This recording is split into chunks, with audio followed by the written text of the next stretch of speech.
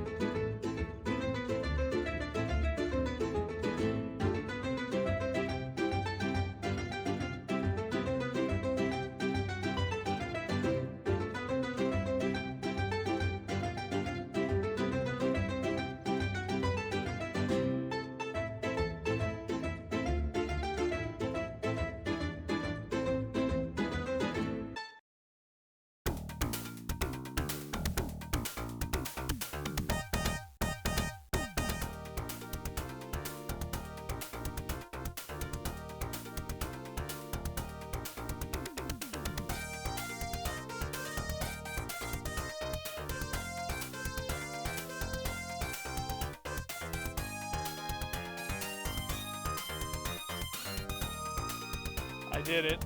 I've killed the stream element chat bot.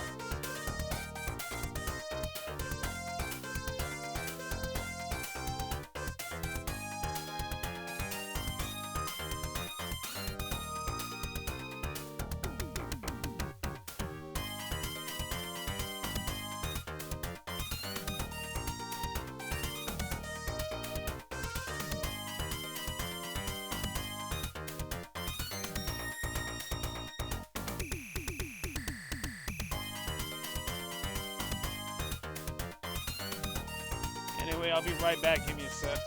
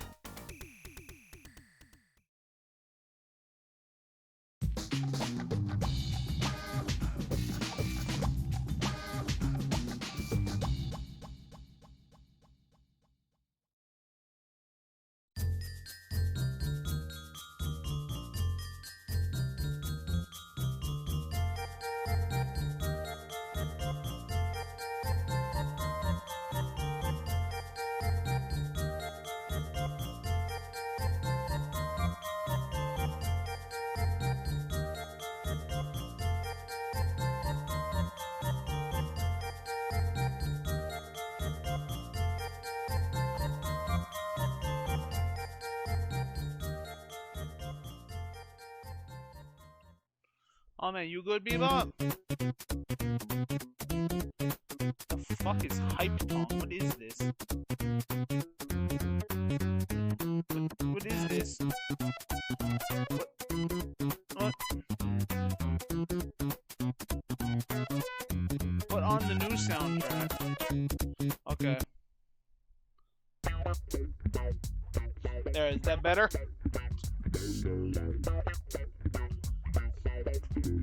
It's the exact same track, but from the new one.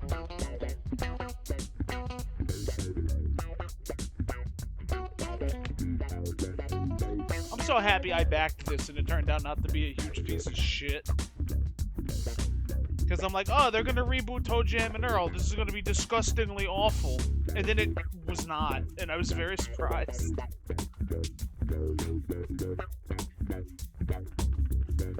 I really hope that what they're doing with Earthworm Jim turns out to be good. It's not the same people. I'm just saying that I really hope. I just really hope that the new Earthworm Jim is going to be good.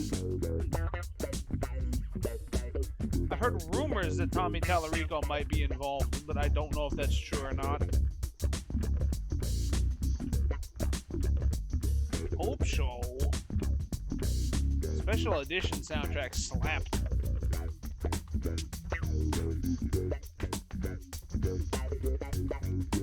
Let's see, where else have I not put this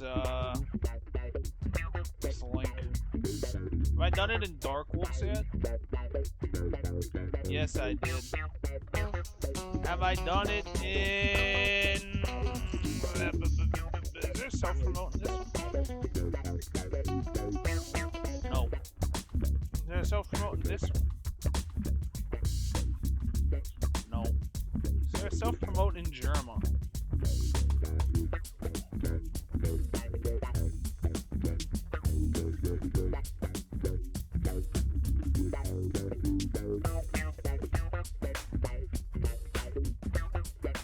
No.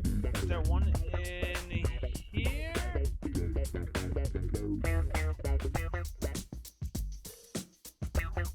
I guess this would be it.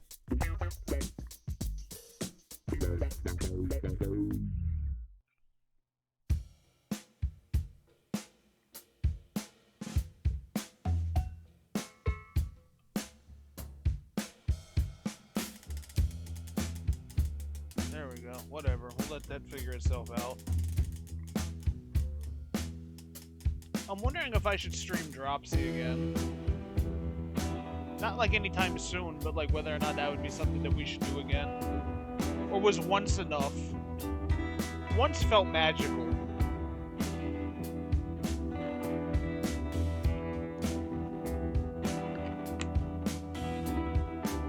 Oh wait, I'm stalling. Hold on, we should...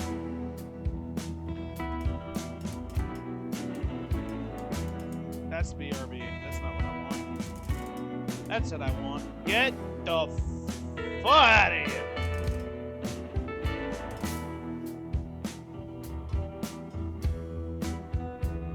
That's how you feel that. So I need to introduce a caveat to this title, because some of you may recognize that you may recognize the name. I'm sorry, Chris Schlarb. I need to stop your soundtrack. There are two Kevin Jacksons. One Kevin Jackson is the guy who made Munchkin and GURP, which are two tabletop games. And Munchkin is... Munchkin's a cock and a half.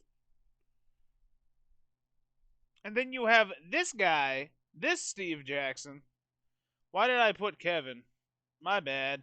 That's not your name.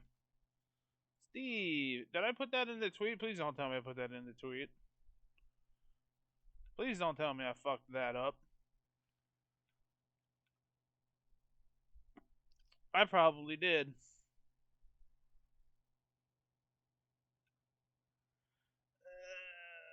No, I didn't. Oh, thank God. Fly Oblivion will never happen. That's not true. I have it installed. It's just that it's not very stable. Hold on, do I have you muted? Do you have sound? Is there sound in this video game? Am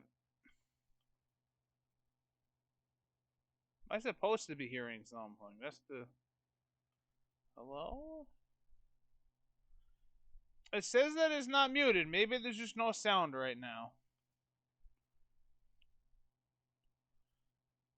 I would like to be Sword Lady. Okay, you're loud. Understandable. You have walked the wilds of Kakhabad, Nokare, and the spiteful Baklands all the way to Mount Pag. You have survived traps, thieves, serpents, and vengeful gods. And now it is here, the crown of kings. I know, I turned it down. Let me reread it again now that I've actually got it at a respectable volume. As I was saying, you have walked the wilds of Kakhabad, through Kare and the spiteful Bachlands, all the way into Mempang. You have survived traps, thieves, serpents, and vengeful gods. And now it is here, the crown of kings. Oh boy, I love the crown of kings. It is said that the crown was never forged, only found. By Chalana the Reformer, a lowly foot soldier who became emperor of the Eastern world. Such is the power of the crown. The air around it crackles with influence. I don't think influence is something that it can crackle with. I'm gonna wait. Something seems wrong. The crown sits unguarded on the pedestal of light. After so many hardships, can it really be so simple? Or is this yet another deception? Sure enough, as you think it, the image of the crown begins to flicker. You turn about to see something approaching. It's a trap! And startle yourself awake. You are alone, exhausted, in the little hut in the outpost settlement. Your unimaginable journey is not even a single step begun. Aw, it's just a dream. Inkle presents.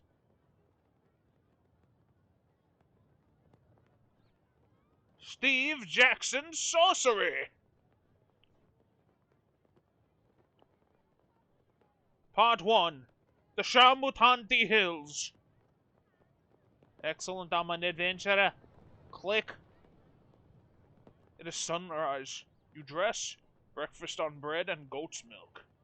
Collect the pack and sword from beside your bed. Pray for luck. Before you leave, you close your eyes and raise a prayer to your spirit guide. This morning it has the form of a panther, but what will it become once your journey truly begins? A great calm descends on you. Outside the hut, you hear the outpost settlement stirring into life. Test a blade. You pause to test the blade of the sword against your thumb. The blacksmith has done well. The edge is keen and draws a narrow line of blood. Time to go! Time, then, to depart. You lift back the flap of the hut and step into the early morning sunshine. What does this mean? Can I click this? I can click it. Right-click it.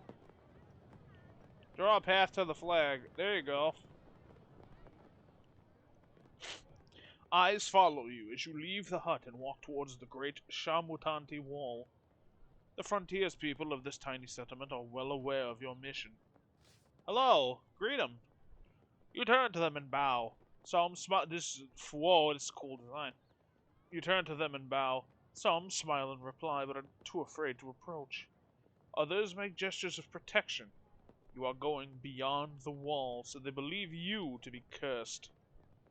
A man is waiting on the path to the Kantopani Gate, the final doorway between Analand and the wilds of Kakhabad. You recognize the sergeant of the Sightmaster Warriors. He holds out his hand. Look at this cool dude. Can I click him? Can I make the picture bigger? No. Greetings, Sergeant. He touches his forehead with 2 fingers. You are almost ready, my lady, he says. I have for you a gift from the king. 24 gold pieces. It is all we can spare this time. He holds out a pouch. No, take half. You take the bag, count out half the coins, and return the rest. The king will need them should I fail, you declare. You chose a harder path, but I respect you for it, the Sightmaster replies. You must collect your spell book if you wish magic to aid you, and you should wish to practice your swordplay. I will go one last round with you. He points his staff towards the training ground. Collect my spell book. Let's do that. One of the huts, set slightly back from the others, is decorated with glyphs and strange symbols. A terrible smell emanates from its doorway. This is the hut of the chief mage. He has been preparing your spellbook for days, reading star charts to work out which spells will be available to you in the different locations in the hills and beyond. Probably need that. You lift the flap and go inside. The mage looks up at you with haggard, sleepless eyes and presses the book into your hands. Do you understand how to use this? He asks. Tell me. Each spell is crafted through the alignment of 3 stars, he begins. The spell Zap, for example, is made by aligning Zarathustra, Aeugis, and Pini. But that is not important. What matters is what the spell is called and what it does. Zap will give you control over lightning. Hot will create a fireball. Foff will create a force field around you. Shall I continue? Yeah, sure. The mage nods. The law spell is formed from Lilith, Aeugis, and Wex, and it will allow you to control the will of unintelligent creatures. The wall spell is quite different and uses different stars. The order matters, you see.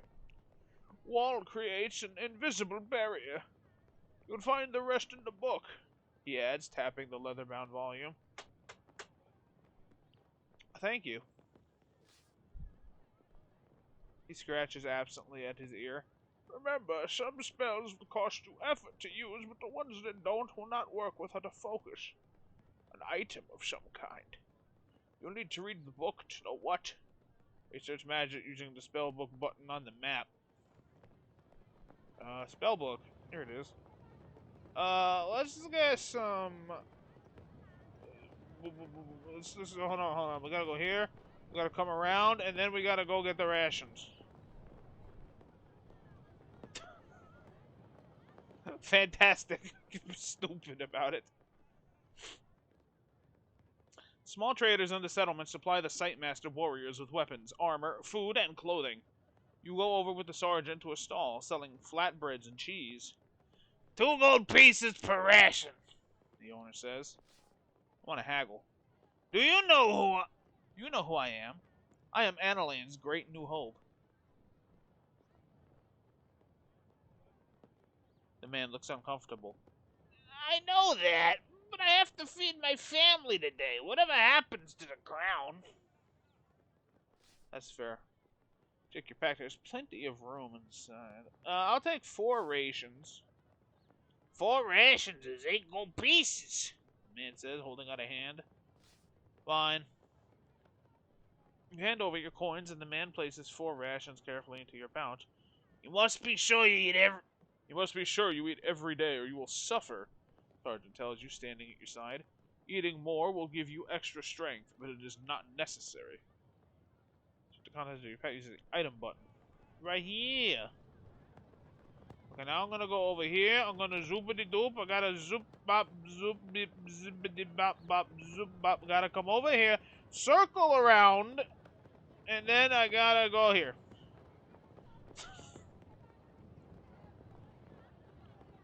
Very suboptimal movement. You walk with the sergeant to the training ground, and he wraps the base of his staff in leather. Ready my sword. Whoa, God, look at this cool guy. To begin, the sergeant says, we will practice the stances. First, defend yourself against me.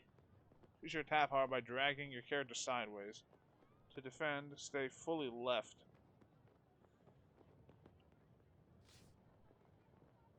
The Sightmaster is a power up. Drag to change attack. Oh, whoop! Yeah, stab him! Yeah, get him! Bop! Sightmaster is a powerful enemy to me. By defending, you will receive the minimum damage from any attack he makes. The Sightmaster Sergeant chooses a strong attack. You turn it away with minimum impact. I will now defend myself, he says. Whatever attack you play will damage me, but a strong attack will use up more power. You should choose a weak attack. Okay, I'm gonna go, yeah. Sideswipe. Boom. You swing with a weak attack, rushing for the Sightmaster Sergeant who is defending. Good choice! A stronger attack would have wasted more of your power. My next attack will be one of my strongest, he declares. If you could perform a full attack, you may overpower me, but otherwise you had best defend yourself. For a strong attack, pull your character to the left. To defend, pull your character to the right. Yes! Stab him! Bop! He only got 3 stamina, so I'm gonna go for that.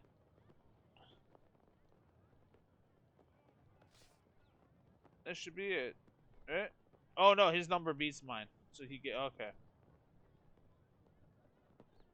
Sightmaster Sergeant performs a strong attack. This is much higher than your attack, so you are hurt. You will suffer more damage because you left yourself so undefended. If you think you are overpowered, you should play smaller attacks or defend. I will defend myself, he says. Cool, I'm gonna go for,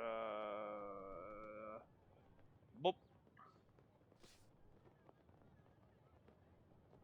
Oh, I have a meter. Oh, shit. You make a medium attack, going for the Sightmaster Sergeant who raises his defense. I will change your power for the next round. My next attack will be weak. You'll be able to overpower me by playing a strong attack. Make sure your attack is stronger. Murder him. Bop. We have defeated the man.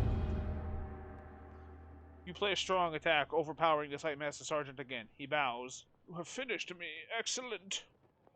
3 stamina lost. Skilled swordplay. Really? I want to do that again without getting 3. He's not gonna... Not defending myself. Actually, I'm gonna go for, he's not gonna defend, so I'm gonna go for a light attack. Because he'll lose 1. I will defend myself again. So I'll do that, so he loses 1. I'm gonna defend. So I'm gonna take 1. And then I'm going to absolutely stab this man in the fucking head. And we only lost 1 that time! Hey! That's much better. You need to remember the basics, Sergeant says breathlessly. Good! Another round! Okay. Ready, oh god? I'm ready to my guard. I've done it. I've readied my guard. Fantastic. I'm not defending myself. Is this just is this just a tutorial again? Be one of my strongest. Understandable. Well, I can definitely I can't overpower him. He has an unlimited bar.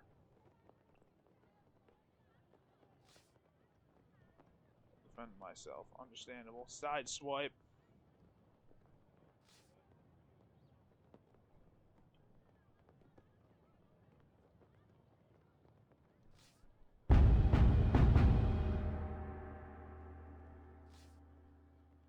Oh, okay. I heal back up no matter. Okay.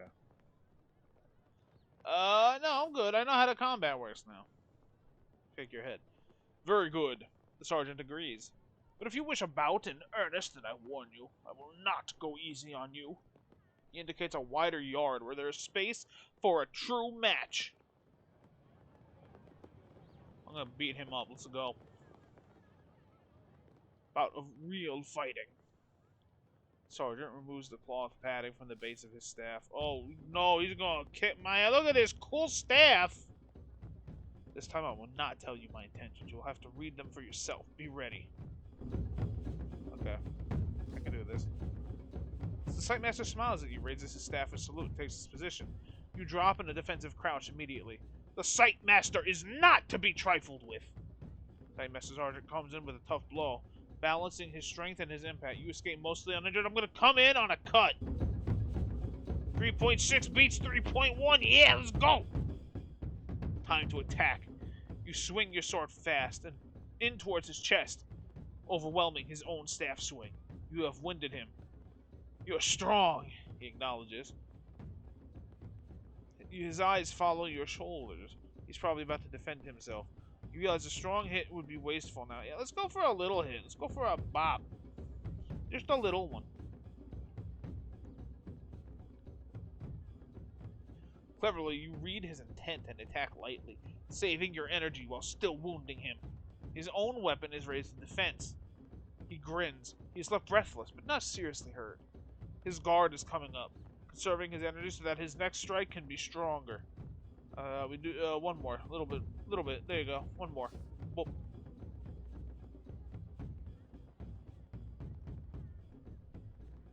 The Sightmaster Sergeant is ready to leap behind the cover of a nearby hut as you come at him again. The Sightmaster shakes his head. Not bad, he grunts, clearly weakening. He watches your footwork closely. You hear observers in the gathered crowd murmuring expectation. Or do they expect a violent blow from him or from you? Please let me know if this is boring and you're like, I want a different video game. I love choose your own adventure games, man. I love text-based games. Like, I want more of this shit. He's gonna be giving me a big bop. I'm not about that. Oh, never mind. He didn't. Drop yourself into a crouch and he hangs back and watches you in return. I'm going in. I'm going in. I'm going in. I'm going in. I'm going bop. Oh shit. Bad call. In the next moment, the Sightmaster is a blur of movement. With your blade close, you are ready to parry. His own blow is of medium force, but enough to knock you reeling. The impact catches you in the stomach. A mutter goes through the crowd. The king is truly weak to send such a champion. Their words spur you on. To stand once more and narrow your eyes at the Sightmaster. I'm going in for a big move. I'm going in for a big move. That was a mistake. Should have been bigger. Spinning his staff, the Sightmaster Sergeant lands not one blow, but three at your head, your stomach, and your knees. You are wide open, and each touch brings blood to your skin. The impact of his hit is hard and sends you tumbling across the dirt. On the sidelines, the people of the settlement watch with gathering despair. But then I'm gonna do my big move! Yeah! That was a fucking idiot move. Holy shit. He defended. What a champion. Acting quickly, you rush forward with a deep, heavy slash, but the impact clangs against his defending staff and you only lay a minor wound. He grins. His breath begins to heave. He is struggling to stay upright. You see his arm grow tense. He is readying for a strong attack. No, I'm good. I'm going to defend. Can we make a spell called Ass? Probably can. We'll check.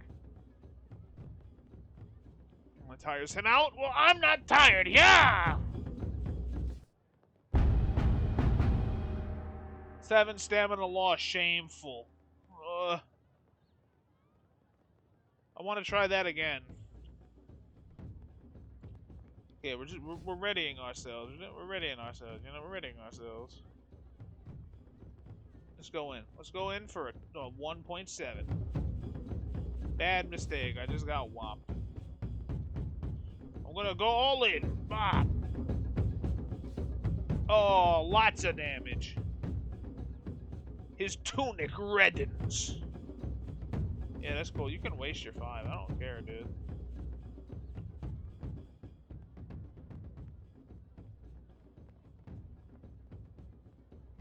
A chance to overpower him? Oh, yeah, get him. Let's defend. Just raise up our meter a little bit. Yeah, there you go. I'm gonna go for let's go for a 1-er. Ah, shit. A little better than what I did.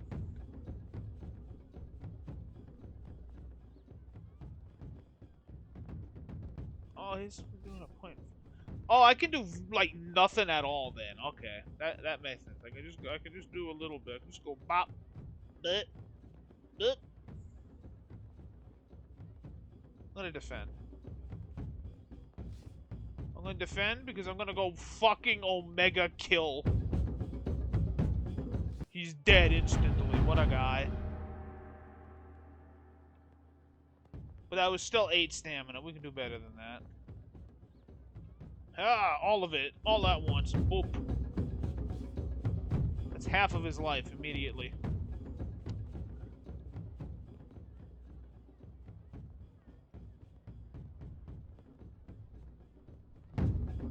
Yeah, no, I'm gonna let you do that.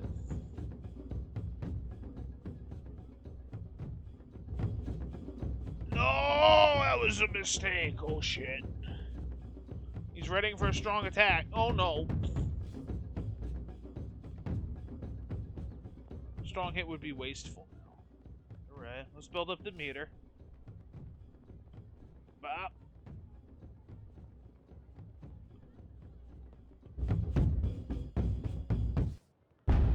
There you go, much better. Only 2 stamina.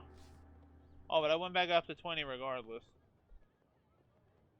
Sergeant is gasping for breath.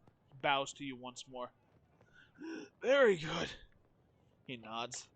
So you'll need to protect yourself better out there. As he talks, a nearby healer rushes over with a salve, and your health in the sergeant's is quickly restored. Well, we whopped him, so... Spellbook.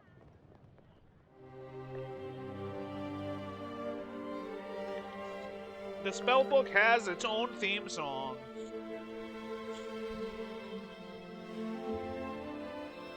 This volume contains the 48 spells of the High Craft, as discovered and passed down from generation to generation of sorcerers from the earliest days of the Western... What are you fucking... Okay, I guess you're just... That's just how you are. Okay. Each spell is formed of 3 letters, and each spell will take energy to cast. Furthermore, some spells will fail without the use of a particular item or focus. We got Zap, Faff, Law, Dumb, Hot, Well, Zip, Hot, Fuff, Wall, Law, Dum, Big, Whack. Requires 1 gold piece.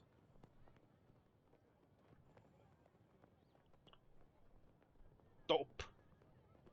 Raj. Requires beeswax. Sus. Oh no. Oh no! This spell may be cast when the caster suspects a trap.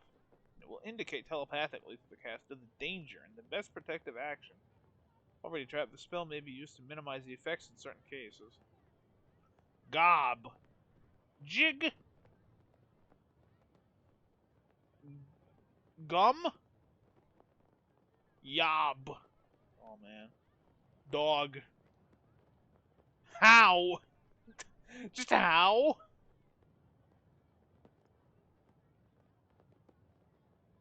Oh, okay. That's a good spell. What else you got? Dud. Daz. Pop. Pop. Pop. Boy. Puch. Mage. Okay, that's like, counter spell. Dim. Foul. Fog. Mud. Requires sand. Oh, you can just make quicksand with that. That is... Ooh. Requires a skull cap. Oh no, we gotta, we need yarmulkes to make magic? Anyway, we're at the gate. You reach the foot of the mighty gate. It is sealed. Sergeant places 1 hand on the wood. The gate has been locked for some time to the Terror Raiders, he tells you. But you will have no difficulty. The stars in this place allow the Dop spell to be crafted. And he stands back. Cast a spell! Oh, no, I gotta... Oh, Jesus. Click the letters to find a spell. Do... No. Do... Do... Stop. Oh, that takes health. Oh. You weave the spell. One by one, the great tumblers of the door begin to creak and groan. Then the hinges turn with a noise like hail on a canvas roof. These gates have not opened since our last champion was lost, the sergeant says. I wish you more luck than he. Perhaps you will even meet him on your travels. I don't like any of these answers. I fear he is dead. I overtake him, then he is too slow. That does not concern me. Well, if I overtake him, then he's too slow. Sightmaster nods, peering at something on the horizon. I believe he is returning, but transformed. I hope you do not meet the same fate. He claps you on the shoulder. What do you mean transformed? What do you...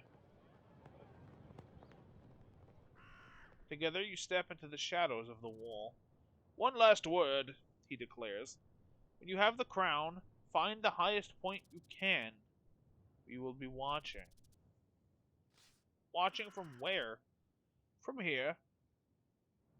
Sightmaster warriors are selected from birth for their incredible powers of telescopic vision.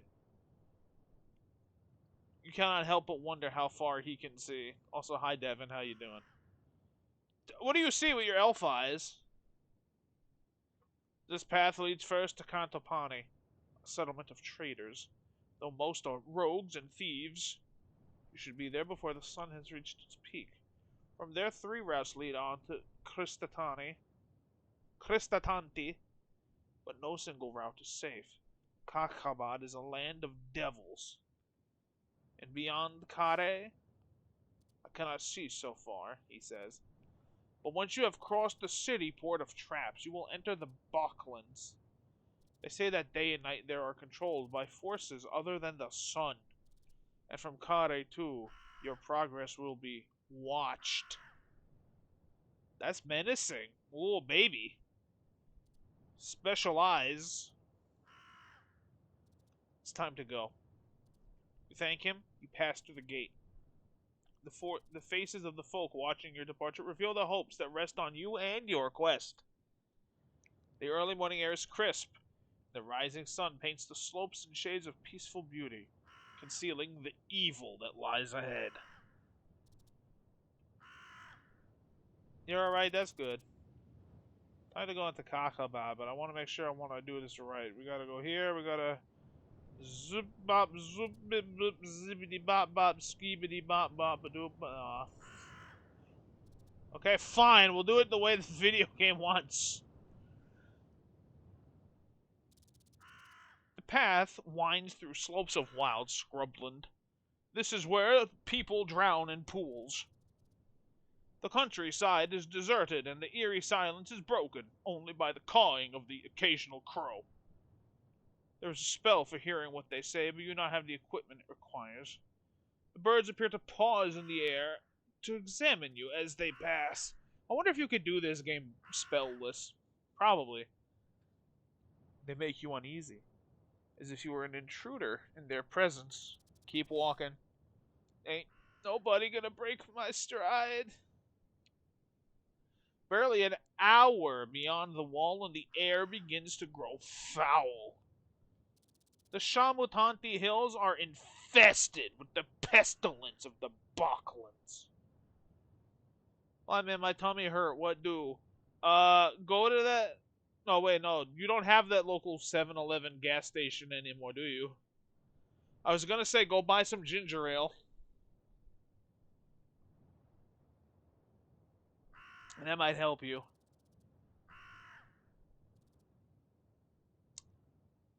Oh, you do? Yeah, go get some ginger ale, man. Maybe that'll help. I don't know. Don't get like a big gulp of it, or whatever the fuck your thing big cups are. Just get like a, like a bottle from like the freezer, not freezer, the fridge.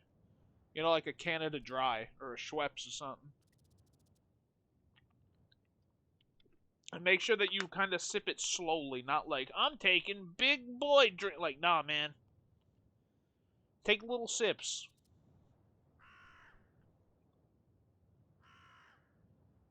In fact, pour it into a cup and forget about it for a little bit, so that way the carbonation kind of goes away. So you just kind of have the gingery ale. Alright, what we got here? It saps the energy from your body, leaving you feeling nauseous and weak. Cover my mouth. You cover your mouth with your neck scarf, but it does no good. They warned you of this. You will grow accustomed to it the longer you're out here, but for the moment you must be very careful. Your maximum stamina just decrease. Oh man, our health got cut in half. See your stamina at the top of the screen. If this reaches 0, you'll be too tired to carry on. Stamina can be regained up to a maximum by eating rations or resting. Okay, well, travel cross country or low risk. A low rise, rather. I ain't no bitch. Get up here. The path through Contopani is long and winding, and will lose you a day. Instead, you turn off the path and strike north through the knee-high grass. The journey starts with a stiff climb, and that takes several hours, but from the top, you have a good view of a plain of yellow grass. Just to the north of that, a little village of rude huts that do not look like human dwellings. To your left, the gigantic wall looms, throwing shadows that lap at your feet. Look back at the wall. Casting a glance up at its sight, you see a familiar figure with his arm raised. He can see you, of course, and he is standing on the battlement so he can watch your progress. Time to strike on, then. The wind whispers through the long grass, beckoning you onwards. But there might be rats, and worse, in those fields.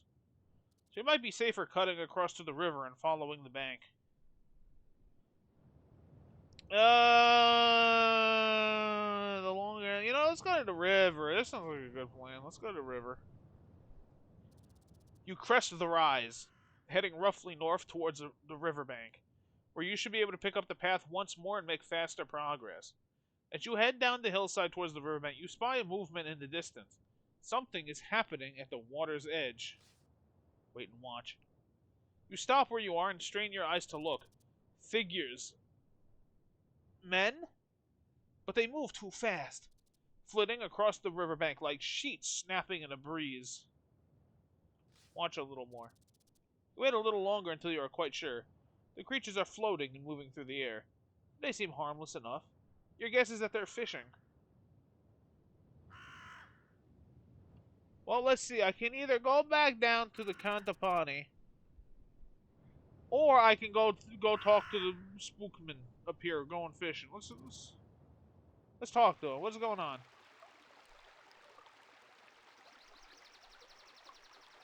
You begin to make your way down the hillside.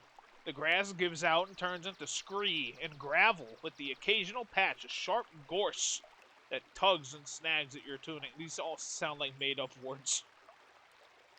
Scree and gorse. Maybe that's real, I don't know. This is barely earth, just sheer rock. This place is a thinly disguised wasteland. Then suddenly your foot slips and you lose your balance. Beneath your feet, the slope has turned into a steep drop, and you are sliding down it. You have only seconds to decide what to do. Try to fall well. There isn't any time to risk something clever. Instead, you concentrate on the way you slide, hoping to brace the impact when you finally hit the ground. Everything is a blur of stones and choking dust and pain. But finally, level ground comes up to meet you and you hit it sharply. Pain arcs up through your thighs. Check myself over. You take a moment to pat yourself over, mostly in one piece. Thank the spirit. You pick yourself up to your feet. But the noise of your fall has attracted the attention of the creatures by the water. Two of them are now on either side of you, long sting-like swords drawn. Their heads are cocked a little to one side. One of them steps forward and speaks in the common tongue. What do you careless creature? I'm nobody. The creature laughs. For nobody, you make quite a lot of noise. I thought you were going to bring the mountain down around us. Laugh.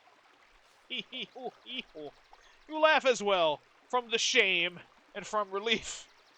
Yeah, I'm lucky I'm still alive. You agree? I've seen luckier. The creature replies, its voice still waspish and cruel. You know what? I'm just gonna go. I have a quest to get to. You know, it's been real.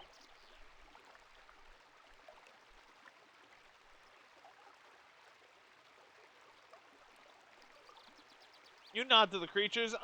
I need to be going. And make the step away, but they close up in front of you. The leader draws a second sword from his belt.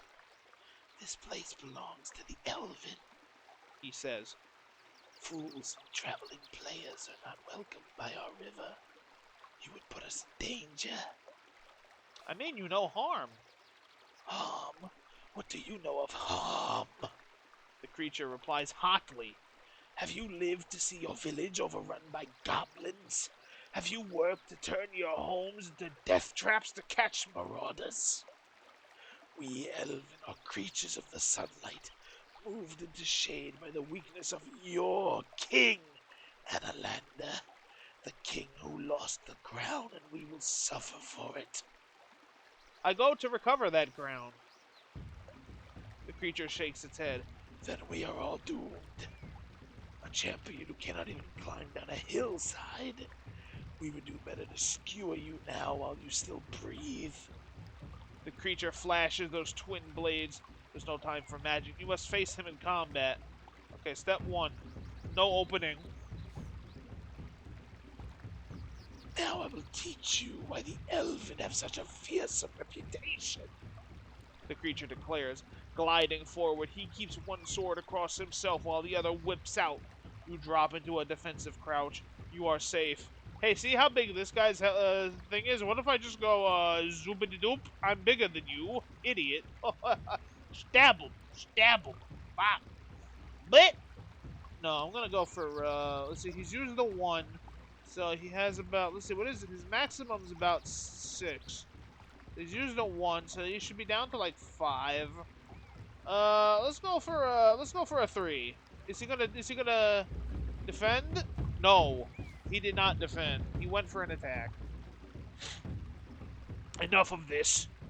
You power a heavy blow at his chest, but he has enough balance to turn and deflect most of the force of the blow. The Elven is badly bruised. He shifts left. I'll go for a defend. He's going to use a .9. Fair enough. You drop back to the rocks, raising your sword to protect your body. Shimmering in close for an instant, the Elven nicks you with a lightning-fast blade. I can kill you by fingerwits if you so choose. He taunts. The blow does little harm. Hit him. Murderize him. He's got 1 health left. You feel a bloodlust upon you. You leap forward, cutting down through the air, but he is cautious enough to catch and rebuff most of the impact. The Elven gasps, then giggles maniacally. You see blood trickling from under his mail shirt. Die, elf! You don't belong in this world! You show no mercy. Splashing forward through the shallows, you ready a heavy swing. Good to cleave him in 2. The Elven gasps his last as you run him through. I've got 5 out of 12 health. As you wipe your sword on the tunic of the dead creature, you see a second creature gesturing to someone behind you. Wait, weren't there 3 creatures by the riverbank before?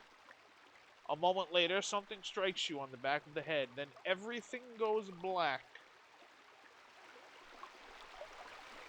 I guess I'm captured. This didn't go well. Still halfway between sleeping and waking, you feel the presence of your spirit, the antelope, close nearby. Its form has changed since you left Analand, just as you have changed. We've killed a man, but it is still running beside you. In the temple, they taught you that a prayer to your spirit could heal disease, lift curses, even save you from certain death. A prayer now would be wise, but the spirits are not generous. and decline to help often. You can ask for the spirit's aid using the pray button. Remember, use God in an emergency, not all the time. Where am I? You're tied up on the floor of a hut, and you are not alone. Nearby, you hear the scuffle of many feet. Let's listen. Keeping your eyes closed, you listen carefully. The sound is familiar enough. Elven voices. This could be trouble. Open my eyes? You fling open your eyes, taking care to lie still. You see your belongings lying a short distance away in the dirt. Around you patter tiny feet. And a few more feet hover a few inches in the air above the ground. Sit up. You sit up, trying to rub your head, but of course you can't. Your hands are tightly bound. Seeing you stir, a creature by the door jumps to its feet, then jumps above its feet and hovers in the air, watching you. Yeah, wait to see what they do. What are you guys doing? Holy fucking shit, they're flying elves! The guard, noticing you are awake, leans out of the doorway and calls sharply. Soon a small crowd has gathered around. They're flying elves! Help me! Oh no! One, evidently some kind of leader, floats over to you and plants a blow in your stomach. That's for our kinsman. He chitters. He was a fool to provoke you, but you could have scolded him. You did not need to kill him. He would have killed me.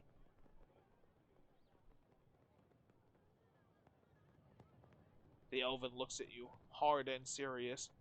I do not think he could possibly have killed you, but he would have tried till you stopped him.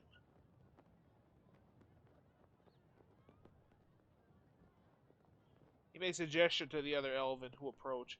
You tense, expecting blows, but instead they open your pack and begin to sift through the contents. We will take the price of our man. The chief declares.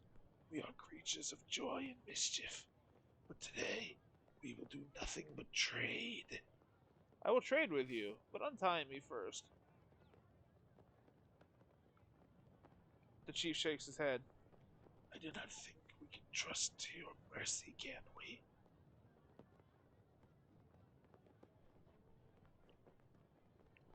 The elven root through your things with brutal efficiency, taking what they fancy and tossing the rest back at you.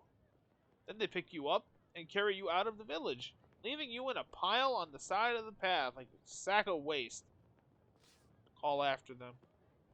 You call after them, asking that they at least free you so you can walk.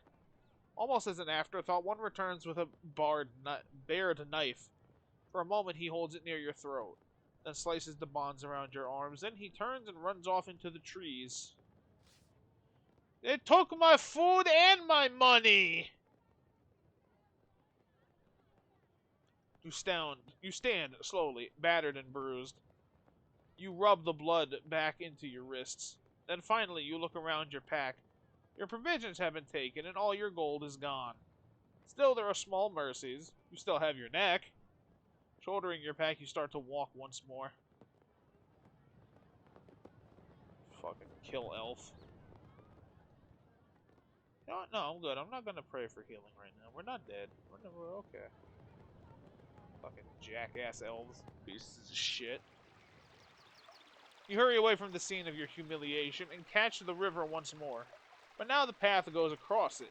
Beyond, you can see a long, wide track with trees lining the left-hand edge and a wide field of long grass on the right. In the far distance, a curl of smoke indicates a village. The evening is beginning to draw in. It would be good to reach town before the light is gone. Test the bridge. Before crossing, you make sure to test the guy ropes of the bridge to ensure it is sound. But it seems safe enough. Satisfied, you make your way across the bridge. In the middle of the bridge, a man stops you. "Ha!" he declares. "This is my bridge! At the cross, you must pay the toll!" For what? You look over the aged guy ropes, the warped boards. What is there to pay for? What is there to pay for? Do you think these bridges build themselves? Do you think it's easy living out here an outcast from Tristatanti, trying to feed my children, when barely anyone takes these paths anyway? Now that you look, the man looks quite unwell. The toll is just 1 gold. It's just 1 gold piece, he says. It's very reasonable. I have no gold. You tell him. He pulls a face and stands up straight suddenly. Oh, you don't? Oh, well. Never mind then. Have a good day, stranger. And with that, he strides away, whistling. You head off down the bridge and back onto the path, none the wiser. You have a long way still to travel. Yeah, dude, I'm broke. Can I just go? Yeah, whatever. Just whatever. Goodbye. Okay, sure, whatever. See you later, buddy. Thank you for being so calm, Mr. Not Bridge Troll. No, we're getting close to Cristatanti now, so that's good. Why is it that every time I try to play a video game, it just stops working? They just stop when they just automatically stop when they're like, nah, I don't want to be a video game anymore. Goodbye.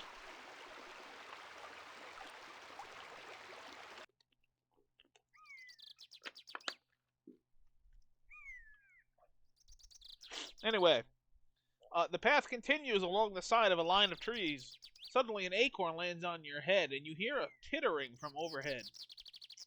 The crow grant you strength. More elfin in the trees, hurling acorns. You know what? I'm done. I'm leaving. Fuck you. I'm leaving. You're pelted by more and more acorns, as well as some sticks and branches. You break into a run. Soon you're out of the reach of the annoying creatures. God, these elves are just fucking shithead teenagers living in the woods, huh? At least they didn't murder me. That was good. The sun is now just past its zenith, and everywhere a dusty heat rises from the baked earth. You're worn out, almost to the point of physical collapse. You need food and rest and no more trouble. Today has been too punishing already. You begin to think about where you will stay for the night. Another night sleeping out in the open would be best avoided. But then you see a small village set into the hill. I want to look at it first. Smoke rises from the stacks. The houses are well set, with stone at their bases and thatched roofs of grasses and thick leaves. There is, unusually, more than just the one street running through the center of town. But it is as though this place, once rich, has had its heart scooped away. Litter surrounds the building, and on the edge of the village are rows and rows of empty, abandoned houses. Continue your slow trudge along the path. Hey everybody, what's going on? It seems like everything's gone to shit. You walk into the village. Young hill dwellers pass you and stare at your strange clothes. You nod back respectfully. Look at the people. Their own attire is rough by comparison to your gear. They wear their hair long, but piled up on their heads. These people are ghastly poor. The village is like a ghost town, here on the knife edge of the Bachlands. Talk in an alehouse. Well, we don't have any money. We can't rest at the inn yet, so we'll go over here first. Oh, these are some ugly motherfuckers. Holy shit. Walking down the single road, you quickly find a hut with its front covering pulled wide open and the smell of brewed beer coming from inside. You go in. Several hill dwellers are there, talking gruffly. When you enter, they watch you with understandable caution. First time chat from viewer. Is that my boy fucking Swede? Brocraft Swede? Holy moly. It's been a long time. Hold on, let me move the window out of the way so I can see chat more. It's been too long. That's what it's been. Oh, wait, I minimized OBS. Let's not do that. It's been almost 10 years. Jesus, I feel so old. What do these people have to say? The owner of the hut comes over to you. What does this guy sound like? Hold on, let's see here. What do they say? No. Let's come back up here. Sorry about that one. What does it say? Talking gruffly.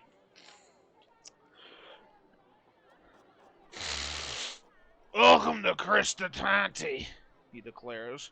What do you want? Hi. An evening's rest and a drink to wet my throat, you reply. Ale is 1 gold piece, He answers. Please sit. I'm gonna sit with the oldest man. You turn your attention to the oldest man at the table. Whatever face he once had is lost in a labyrinth of wrinkles, and his skin is the color of tanned hide from a lifetime in the beating sun. Hey, what are you looking at? The old man's face curls up like burnt paper into a kind of smile. Oh, that's a good descriptor. Hold on, I gotta remember my old man voice. Let me...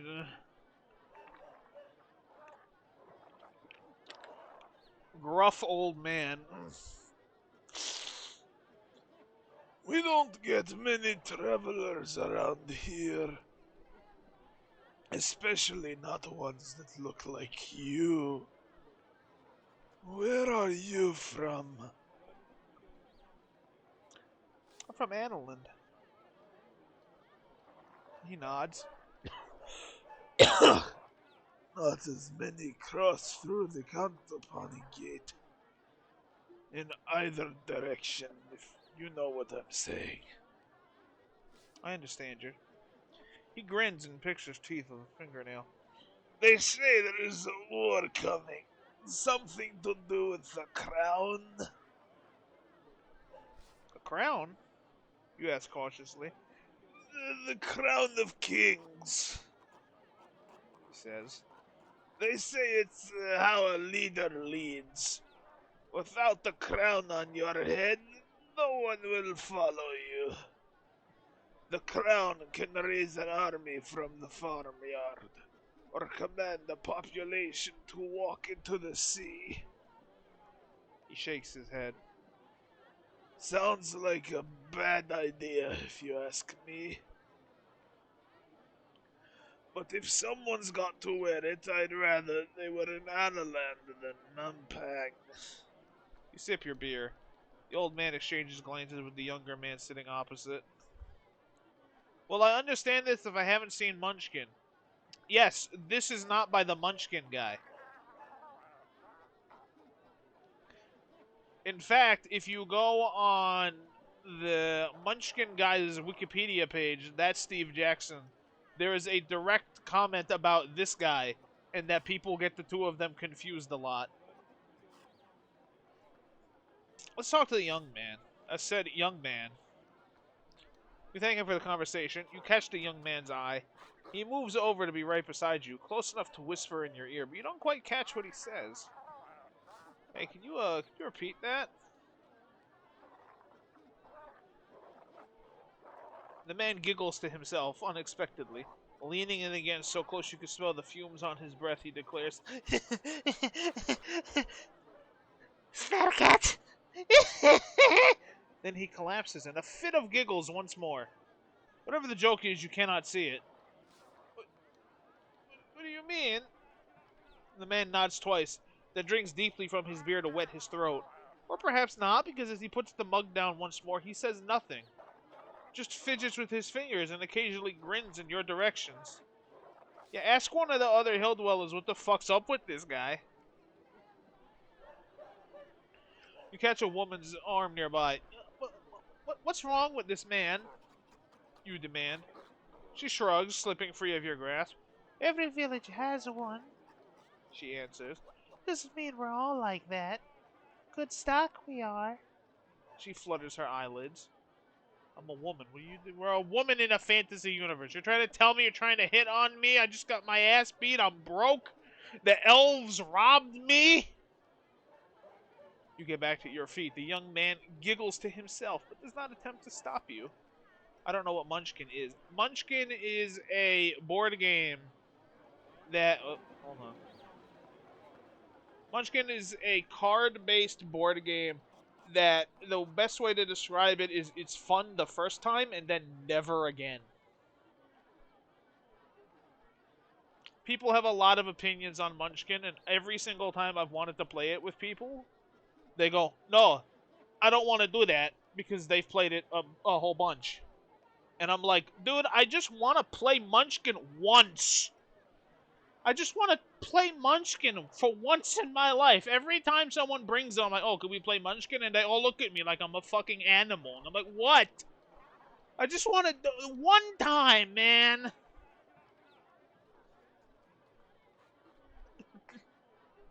Like, just one time? Can I just play it once?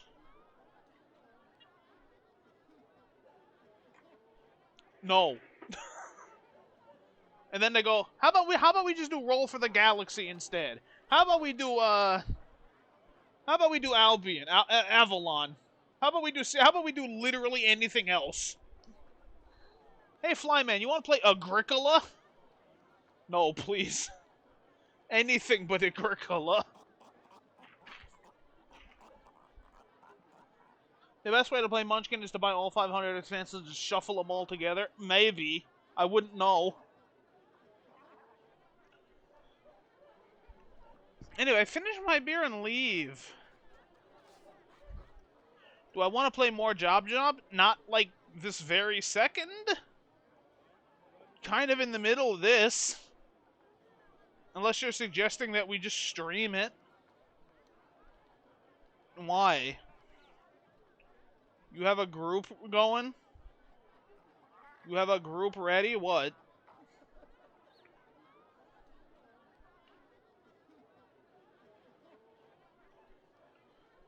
Anyway, you make to leave the inn. The owner stops you, holding out his hand.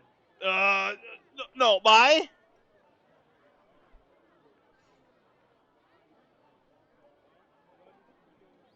Oh god, I have to fight the barkeep. Oh god, this is going so fucking terribly. Well, I have to just overpower him completely.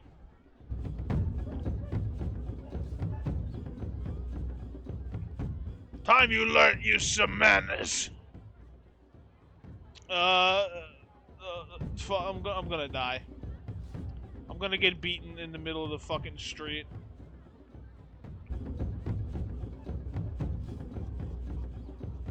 I'm gonna get beat in the middle of the street with a fucking barkeep.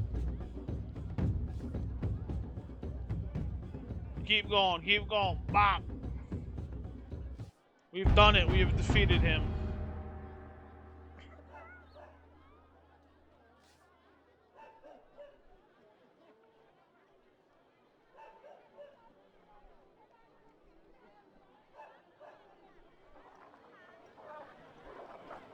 Well, I guess I'm just living in the fucking... I'm a great hero so far. Get robbed by elves, beat up an honest businessman, and then collapse into the woods.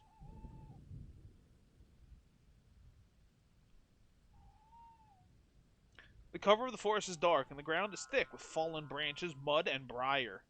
You walk for nearly an hour more, and then you pass a large tree atop a great fist of curling roots. It is a perfect spot to sleep. You have nothing left to eat.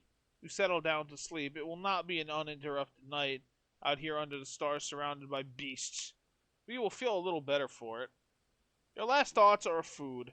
You have not eaten today, but you cannot march forever on an empty stomach, or you will achieve nothing but feeding the wolves. Dreams are vivid. You feel yourself tied up, surrounded by snickering faces. Thin creatures with long fingers are picking at your pockets and the stitching of your clothing. You feel magic boiling inside you, but it cannot be released. Meanwhile, the food in your bag is rotting, wet through from the sweat of your back, and in the distance a deep voice is booming with laughter. A long, cruel fingers of one hand are curled around the metal frame of a crown, and with the other he beckons you forward as if into a trap. Well, I'm dying out in the middle of the street, so this is a good adventure so far. Anyway, time to leave. You wake early and sit for a moment in no great hurry to leave this place where you have lingered so long. This is now the third day of your journey, and the muscles in your legs are feeling lean and strong from so much walking. Spend a short while enjoying the peace, then unhurriedly collect your possessions and set off along the path. Kristatanti is surrounded by several miles of fields. It sits in a well-protected ring of hills and is close enough to the river to be reasonably prosperous. As you follow the path between lines of sun-baked crops, you come to a fork in the road. The right-hand way leads past a set of outbuildings, while the left heads directly off into deep woodland. Let me see, I can either go near where the elves are probably hanging out, or anywhere else. Thanks.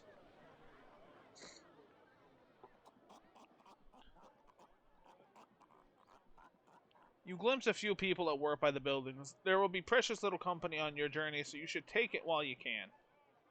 Approaching a low wall, you see a blind beggar sheltering in the shade with his hands held outstretched. He hears your approach and clicks his fingers. Alms, would you? For the love of Sindla! Alms! I have none to give. You tell the man, and he nods twice. No one ever does. Strange how you're all well fed while I'm still hungry. You walk on. A little further up the road, an ox cart trundles towards you. The driver lifts a hand. You want a lift, do you? He calls. I see you're a walking, and I'm headed this way. Let's look him over first. Driver of the cart seems honest enough. A dark-skinned farmer, probably tough enough to pull the cart himself if he had to. You getting in? I don't have all day. Sure, thanks.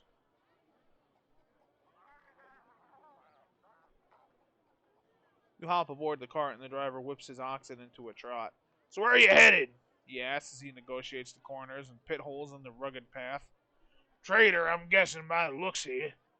Off to Carre to sell them weapons? I hear they're buying them. I'm no trader. No? Driver regards you with interest. A bit too well tooled for a trader, perhaps. There's bandits out here, but not so many as to need a one-man army to get about, rather than a carriage. So what's your journey about? You getting out of Analand before it's too late? Too late for what? They say the king has lost his power. They say he's not holding down the law anymore. Soon Christianity will be the most civilized place in the whole of Kakhabad. That's what I heard. I don't know, I think the king's alright. Lost the crown, didn't he? The cart jumps a dip in the road. That's what they say. He lost the crown, and there's gonna be a war. Driver looks sour. Though war suggests we might be able to fight back. It's not gonna be like that, is it? Not with the crown. You should be ready for the worst. Driver looks at you with a new respect in his eye. He glances at your sword, your backpack. You're traveling alone? He asks, then nods. I see. May Sindla watch your footsteps then, lady. And he nods, and turns his face to the road and drives on. After half an hour or so, he reaches a wild field, thick with vegetables. This is my stop, he remarks. Hey, thanks for the lift. No trouble, driver replies. He jumps down. Steal the cart! No. We're leaving. We're not stealing this man's shit. We've already robbed a barkeep. We don't need to rob a farmer.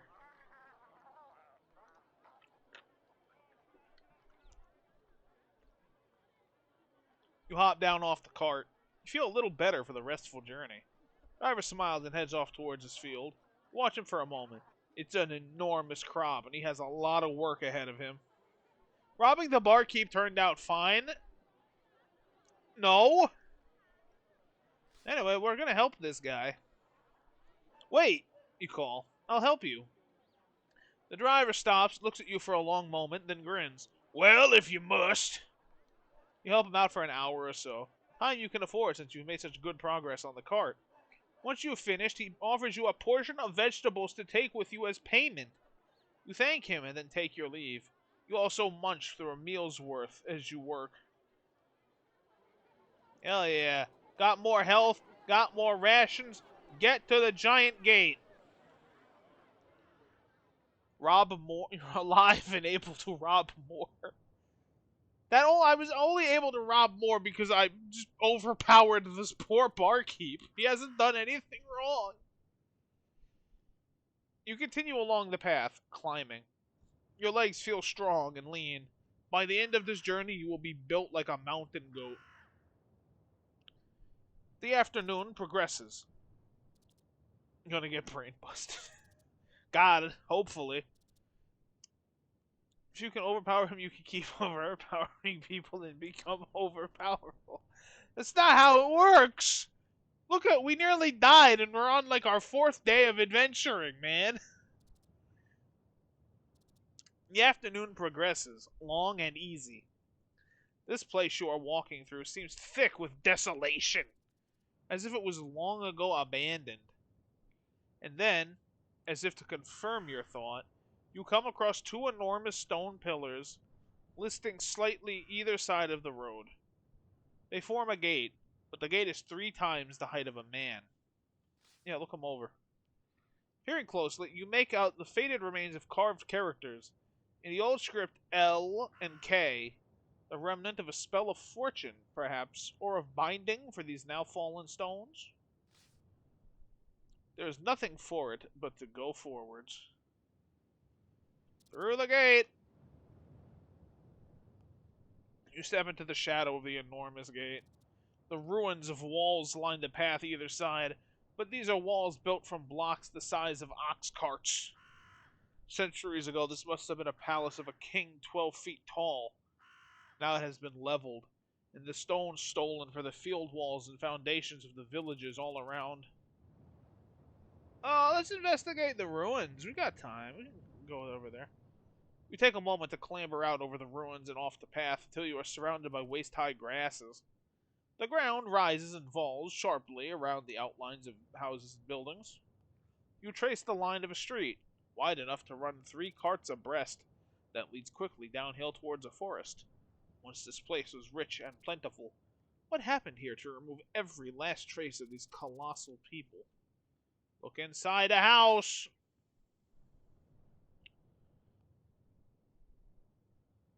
You stop by the edge of a house. The side wall only stands as high as your knees. Grass nods above it. Looking inside, you can make out the edges of the fireplace, the back wall, and an adjoining area, perhaps a grain store or a bedroom?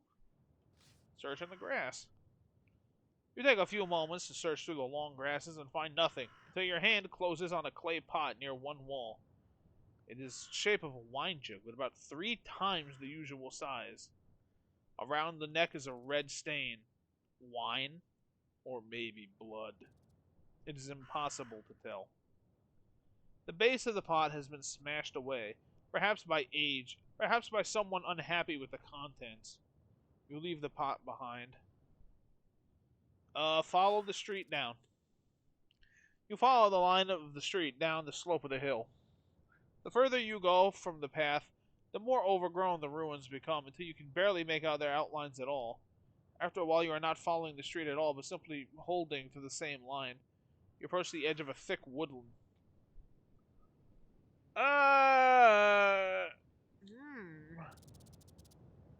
Dumpus. Leaki. Ruined. Yeah, that. Well, we didn't take anything from the ruins, but it's time to see. Hope the tree line doesn't murder me. There's no clear path from here, and the street has disappeared from view. The going into the trees is difficult, but you push your way forward as best you can. And perhaps... and stop. When you come across a large standing stone... Another gate? Yeah, let's look at it. You go over to the stone to examine it more closely. Not a gate. It is an idol. A gigantic stone head, carved with deep open eyes and an open mouth. Around the lips is a dark red stain, the same as on the pot. Looking left and right into the trees, you are startled to see more stones, more idols with open mouths, leading off in both directions. All face back towards the ruined village as though forming a wall or an approaching army. Something terrible happened here. Look in the idol's mouth. Stealing your courage, you slide your hand into the mouth of the idol. It is so deep you reason something must be concealed in there. Sure enough, your grip closes on something. Something hard but light. Treasure, perhaps? You pull your hand out to see what you're holding. Open my fist. Nervously, you open your palm. Teeth. Gigantic teeth.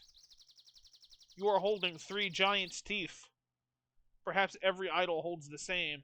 Or perhaps the other idols hold kneecaps, arm bones, jaws. You press on. Trees and thorny bushes snag at you as you walk, and eventually, after chopping and hacking your way through, you see a space ahead. A path! You push forward and then stop for breath, grateful to have solid ground to walk on once more. Wasn't there a spell that needed giant teeth? Am I dumb?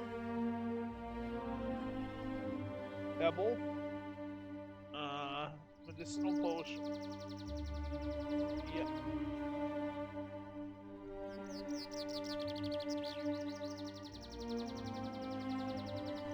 We can now summon a giant. We can now summon Yob. That's very horrifying, Jesus Christ.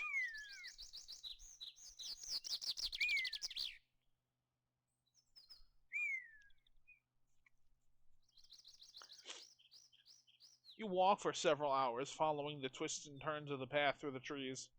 Then suddenly, you stop. You've heard a noise up ahead. Something is moving around between the rocks at the edge of the path. Wait and look. You hang back, watching the trees. There is definitely something moving around. Something large and long, with a tail that whips between the trees. But now that you've seen it, you're at a definite advantage. Cast a spell.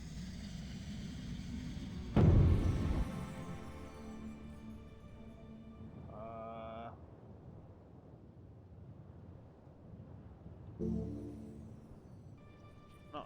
I wanna...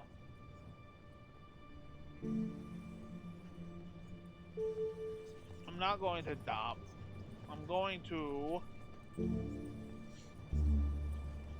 zap.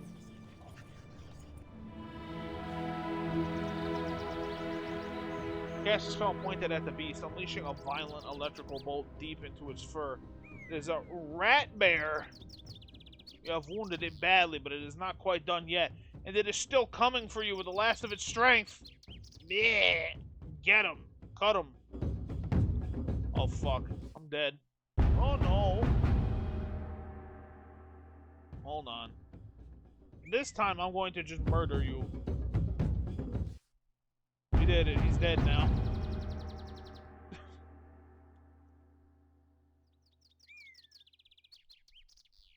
Zap! Cast a spell and point at the beast, unleashing a violent electrical bolt deep into its fur. It is a rat bear. You have wounded it badly, but it is not quite done yet. It is still coming for you with the last of its strength. The rat bear advances at speed, running on all fours with its vicious tail poised to strike. You will not be intimidated by an overgrown rodent. You plant your feet and ready a mighty sword swing. Then your sword slips between the creature's ribs and drives deep into its putrid heart. The rat bear squeals and falls to the ground, face down in the mud. With the beast dead on the path, you are free to move forward. No decision is permanent. Click the rewind button at any time if you want to scroll back. No, I'm good. I've killed the rat bear. Redoing things is for cowards. This is life. The path winds a few more times around gigantic trees, thousands of years old, and then emerges onto a sudden plain, as if the forest had been scooped away by a gigantic hand. The river trickles thinly between short grasses, and by its banks stands a tiny village.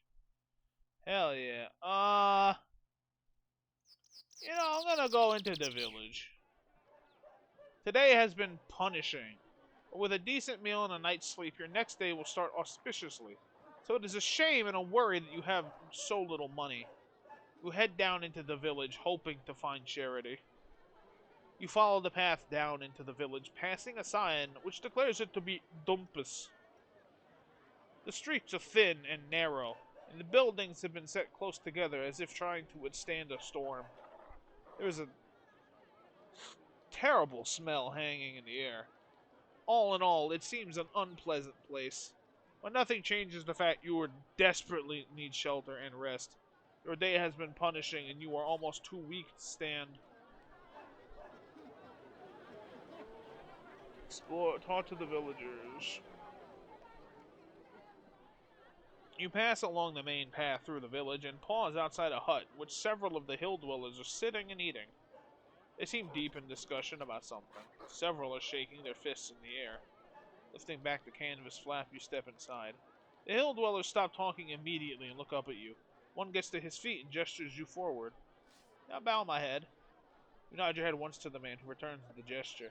Then one of the others calls something in their native tongue and points at your side, to where your sword hangs out below the helm of your cloak. In broken common tongue, the man croaks, "No weapons!" He indicates a table by the door where you can leave the blade. Look over the table. There are plenty of other weapons here, so the men appear honest enough. Okay, fine. I'm not going to be rude. You unfasten your sword belt and leave your weapon on the table. The hill dwellers nod to show their appreciation and then beckon you to sit with them. Then they continue their conversation just as animatedly as before, speaking in a local tongue that you cannot follow. But as they talk, they pour you a drink and provide you with food. They seem quite welcoming. Yeah, what are you guys talking about? Finish eating, you catch the eye of one of the older men and ask slowly in the common tongue, "What is it you men are discussing so heatedly?" The man nods back to you. Cristatanti, He says, arming the goblins. "I've been there." The men nod but do not seem surprised. Slowly you piece together the story. Your group seem quite sure that a horde of goblins are planning an attack on Cristatanti, which is apparently one of the wealthier spots in the hills.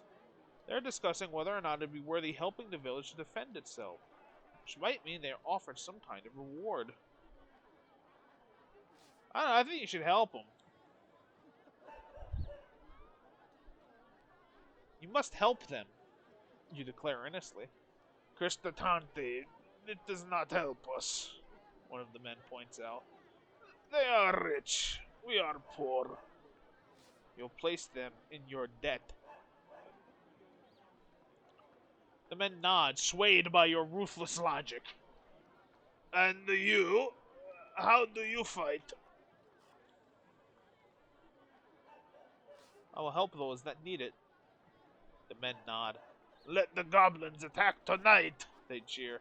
We will use your strength. The evening... Oh my god, help.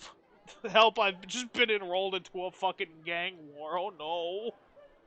The evening draws to a close. The men thank you for your counsel and leave one by one.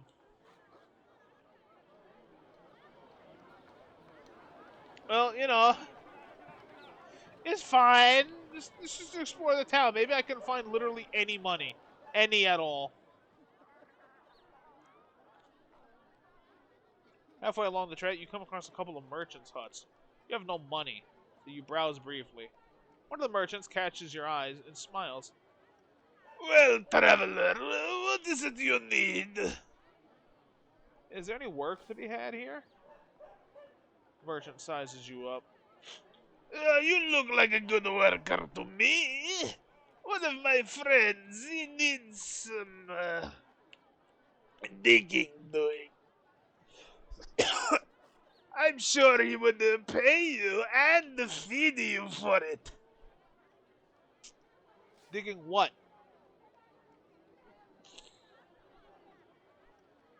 Does it matter? You'll find out.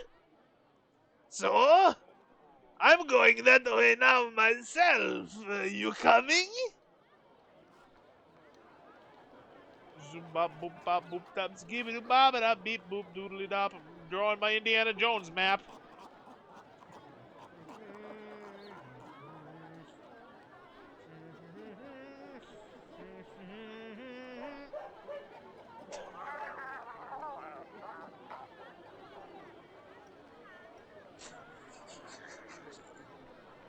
spend the whole day acting like a fucking jackass. Wouldn't be in this mess if you just robbed the carriageman. I don't think that's right. He leads you to the house on the edge of the village and introduces you to the householder. A stout man who is probably incapable of lifting a spade, let alone digging with it. Yeah, so what is it you need doing? Cesspit, the man replies. Out back. Needs digging. How much? Well, the man replies, it's pretty urgent. The old one's overflow. How much money? 3 gold pieces. I'll get started. Spade's out back, he replied with a jerk of his thumb. You walk through the man's house into the back garden. The smell is terrible. The job is not just to dig a new cesspit, but to dig over the old one. And it's going to be several hours' work that'll probably take the whole night. You collect the spade stuck in the ground by the hole. Okay, before I continue this, do I have a spell that helps me just dig?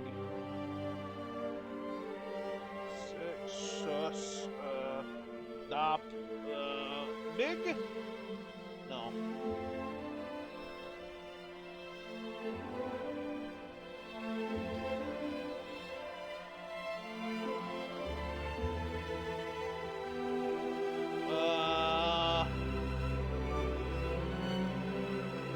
What if I summon? What if I do the giant? Can I do Yob? Will that help?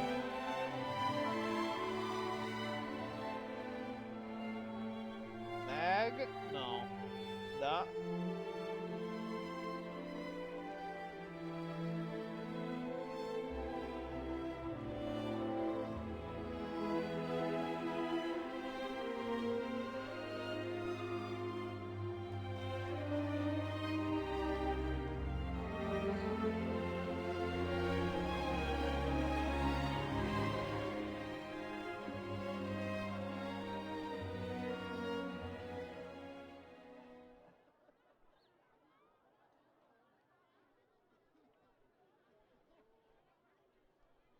Zed?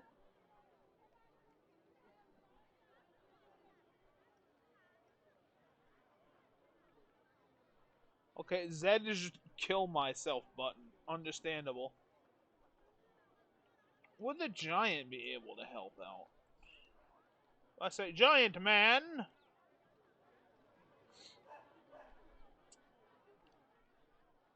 Can I cast a spell? Do I have a Y here? Do I have a, you know what? Start digging.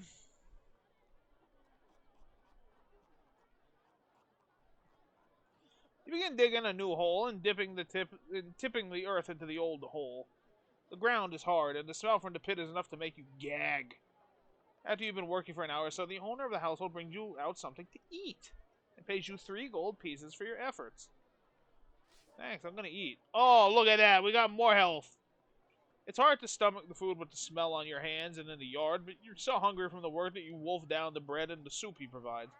Then it's back to work again for the remainder of the night. You're just finishing when the sun comes up.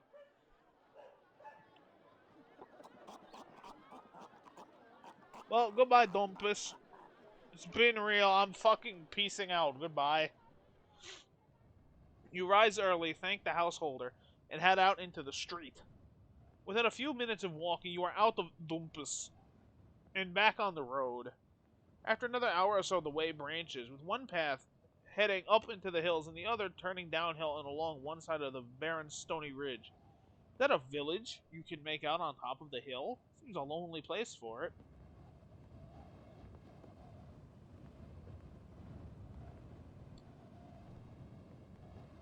If I died, I wouldn't have been drafted? What do you mean? I didn't even show up. It's like, yeah, cool. You guys should help them out. It'll be nice. Oh, this is great. You're gonna help us? Bye? The gentle upward slope becomes a steep climb, and you are forced to rest several times. So far, you have been walking through the foothills. Now the journey will become more serious. When finally you reach the summit and can look out over the low plateau you have crested, you see the path runs through a small settlement of crudely fashioned hut. What the fuck's going on here? Okay, they seem cool.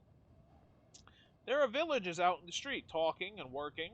It seems a happy, bustling place. I love happy, bustling places.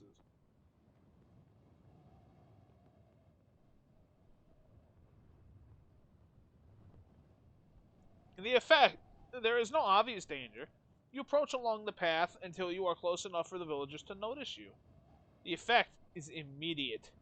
They begin to scurry inside their huts as if you were an army and not a lone traveler. You cannot help but notice what a sorry bunch they are. Squat and short and all limping strangely. Their bodies are thin and malnourished, and as they disappear through the doors, you notice some are missing limbs. Stop at a door and knock. You knock on the door of one of the nearest huts. There is no reply. Another hut. You approach the next hut. From inside you hear the murmur of voices, so you enter. The hovel is tiny and poor, with no furnishing of any kind.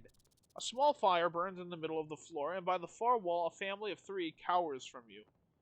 A woman lifts a shaking hand as if to hold you back. Hold out a hand of friendship.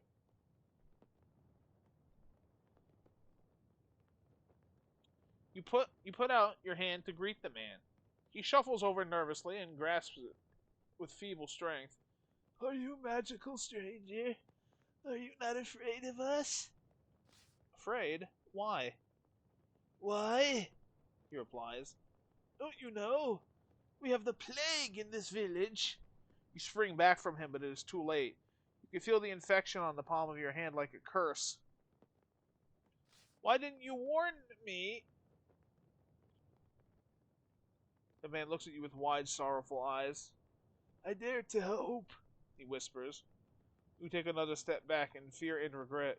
You have but a few days. Well,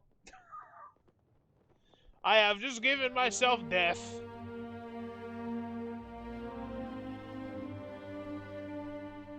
But maybe there's a way out.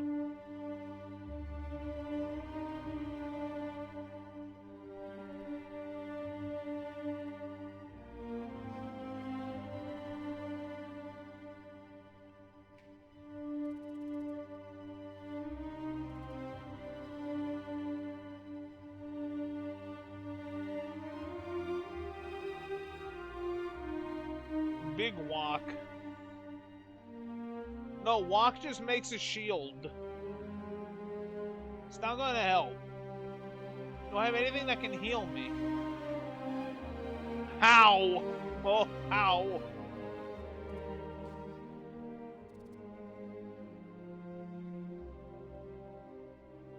Big walk. Yeah, that's fair.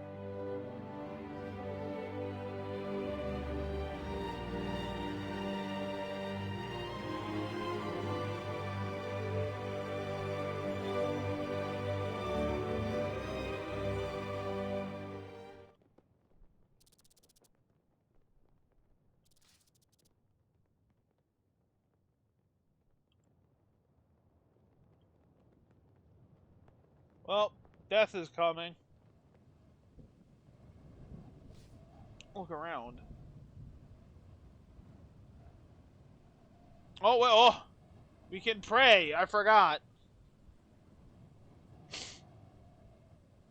Path beyond the village heads downhill once more between thick trees before turning into a narrow goat track that crosses a rough peak. From the summit, you get a wide view. Ahead, down the steep slope, the next village is sprawled out before you, and even from here, you can catch the sound of merry voices and shouting from the streets. It must be a carnival. Looking right, you hear a roaring noise and can just make out a beautiful, majestic waterfall plunging from a cliff into a deep rock bowl. You watch for a few minutes, marveling at how clear the water seems. Then it is time to move on. You are feeling cold.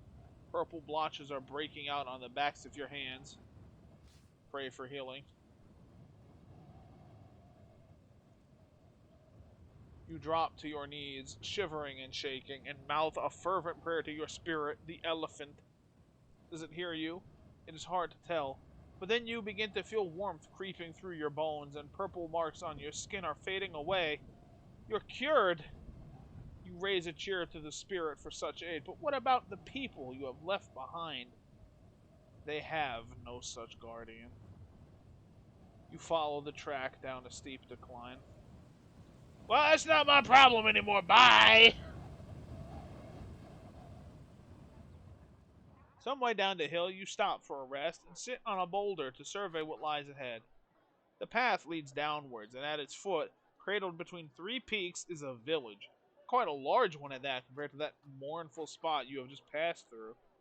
Behind you, the sun is falling rapidly into the hills. It will be night soon. Yeah, we should go to the village. Your heart swells. A village might mean a chance to restock on provisions. You hop down from the boulder and make your way forward when an overhanging branch touches your face and you hear a lively chirping. Freeze. You freeze. Hovering by your shoulder is a small creature the size of a bird. It is childlike but very thin, with green skin, and it flits around you on transparent wings. Oh god, have we found a fairy? Oh no. It seems friendly enough. It even lands on your shoulder, its tiny clawed toes pinching slightly. Hi, can I talk to you? Greetings, little creature. And hello to you. Creature replies, chirping. My name is Jan. What are you? Creature does backflip and gives a low bow. I'm a Mini-Mite. Pleased to meet you. It reaches out a tiny hand and shakes your earlobe. What do you want with me? See that village? The creature replies. Last time I tried to go through, they told me I wasn't welcome. So I would mind some protection.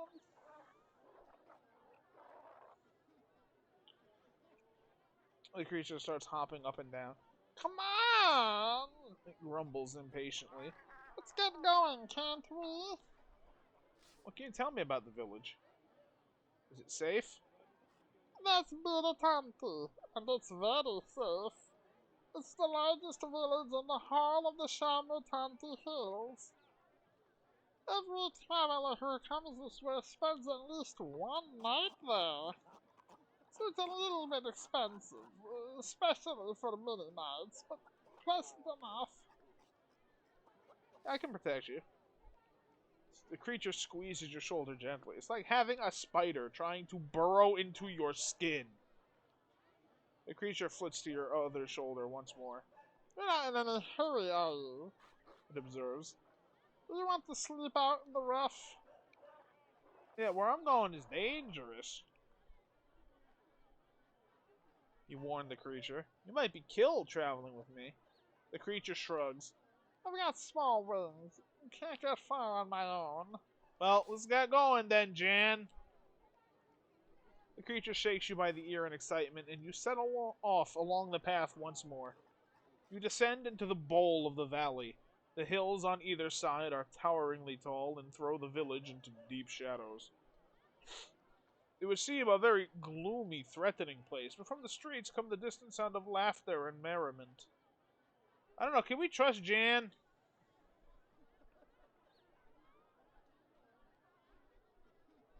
I don't know. He's got knife ears. Wait, hold on. Oh no, have I been gendering an ungendered fairy? The creature. Oh no. Whatever. We'll figure it out. Sure, Jan. You continue along the path. The sounds of festivities grow louder. It's almost spooky. Here in the shade of the valley and after so long on the dire road, the people in the village seem to be enjoying themselves. See? The Mini-Mite on your shoulder remarks. I told you it was a happy place. Hey, Jan, what's going on? Jan, what's going on here? Are they bewitched? Jan shakes his head. Okay, we have confirmation. It is a guy. No, if there was magic, believe me, I'd know. This is the festival of the young. What's that? Well, take a look. Jan waves a little hand around the village. The idea is that once a year, the children are allowed the freedom of the village. It's a time of great fun and lots of pranks. It becomes quickly obvious what he means. You pass the first few buildings where you find a number of children sitting in the street and drinking ale from deep mugs. Further on, a young boy is holding an old woman over his knee and is spanking her. On the other side of the street, a group of boys is fighting outside of a hut with a sign that reads, Glendragor's Tavern. It is all complete mayhem. I'm not rescuing that old woman. This is the festival. Fuck you. It's their festival. You want to slap an old woman? Go for it.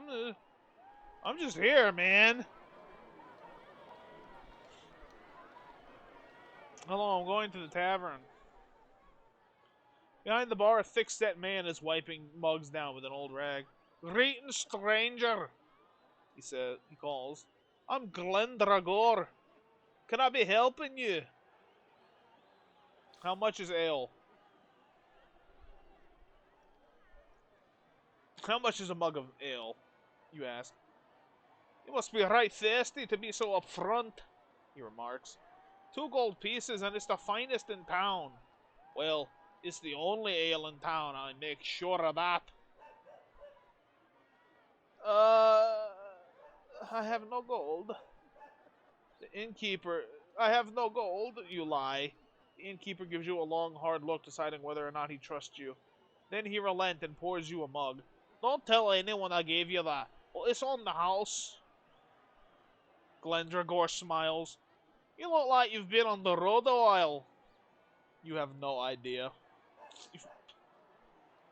Glendragor is a cool guy. He's willing to give ale to the fucking essentially homeless at this point. The elephant is an agency.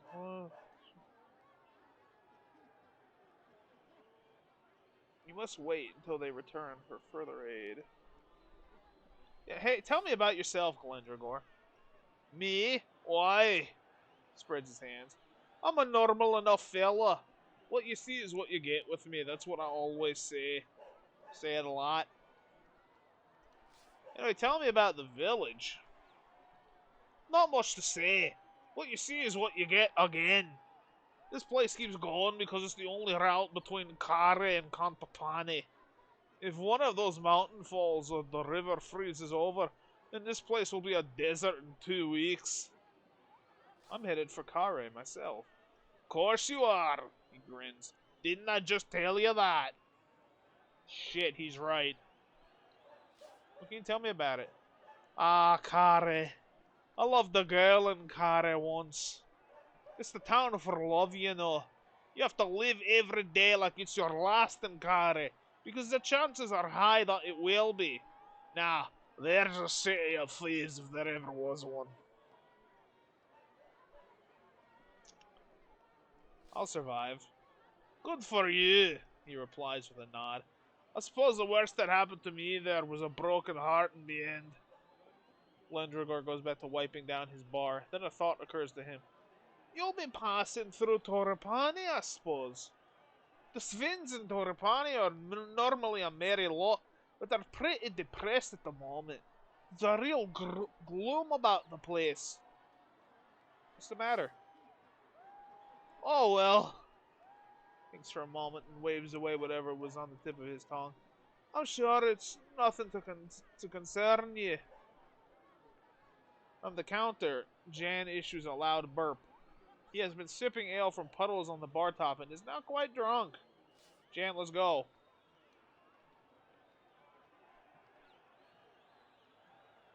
You poke the little creature, who clambers boozily up your finger, but then topples off and onto the floor.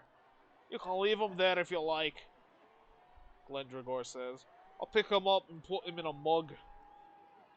But you don't quite manage it. At the last moment, Jan rouses himself and flies, wobblingly, back onto your shoulder. I love you. He whispers into your ear. I've picked up a fairy. I don't know how I feel about this. You head out of the tavern and turn a corner to find a group of girls standing by a signpost pointing to the Crystal Waterfall. They are tripping up their elders as they pass and giggling. Ask about the waterfall. Stop by the group and ask them about the waterfall, but they are too distracted by Jan, whom they delight in poking, tickling, and generally cooing over. After a few minutes of asking them about the waterfall, you give up and walk away. One of the girls calls, "Come back!" Another shouts, "The water is good for you!" Jan sighs, already missing the attention, but comes back to rest of your shoulder. You leave the girls to their snickering. What does this say? Find an inn. We should probably find an inn. But on the other hand, we should visit the waterfalls. We can find the inn. We can come back. You go back, past the girls, and head up a path that climbs through a crack in the mountainside. Soon the air is filled by a thundering.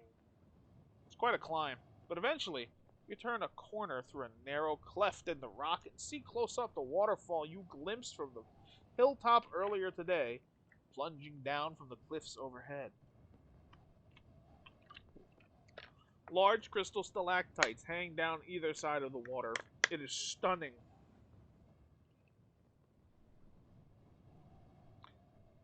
There's only one path to reach it, winding up the rock face, and it passes by a small hut where a ruffian is collecting money.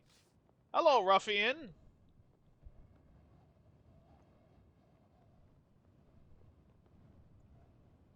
You make your way over to the hut. "Greetings," you begin. "You collect a fee for the waters?" "I do," sneezes the ruffian. "These waters cannot be so healing that he has not caught an awful flu from them." "3 gold pieces." "No. 3 gold pieces?" Shake your head. "For a bath? That is too much." "The waters are healing," the ruffian explains quickly. "They'll do more than make you clean." "Dude, you're literally standing here fucking sniffling." I'll give you 2. The ruffian considers you for a moment. He seems to be won over to your manner. "Alright, 2. But don't tell anyone I did it." 1. The ruffian almost chokes on his own phlegm. "I'm not a charity!" he splutters. "Fine, take your 2 gold pieces."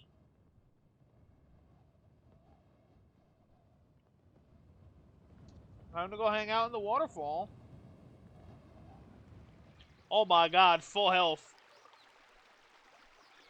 You head up to the waterfall, which cascades forcefully into a deep pool. You strip off your clothes and dive into the pool, while Jan flitters through the froth. The cool water is fresh and invigorating, and you feel yourself getting rapidly better. You feel a huge swell of confidence. Coming here was the best decision you've ever made. Wait! This water cures disease? Something about that seems terribly important. Where does it come from? Where can it come from, this water? How is such a thing possible? Looking up the sheer cliff face, you can make out nothing beyond a slight shadow hovering at the very edge of the precipice, like a gigantic spider waiting to jump. Whatever it is, it must be a place of great power, a place to be sought out, or a place to be avoided as one might avoid the plague. Now you can move on, refreshed and ready for the night. Sleep by the waterfall seems like a good plan, but what about find an inn? I have 1 gold. Can I stay?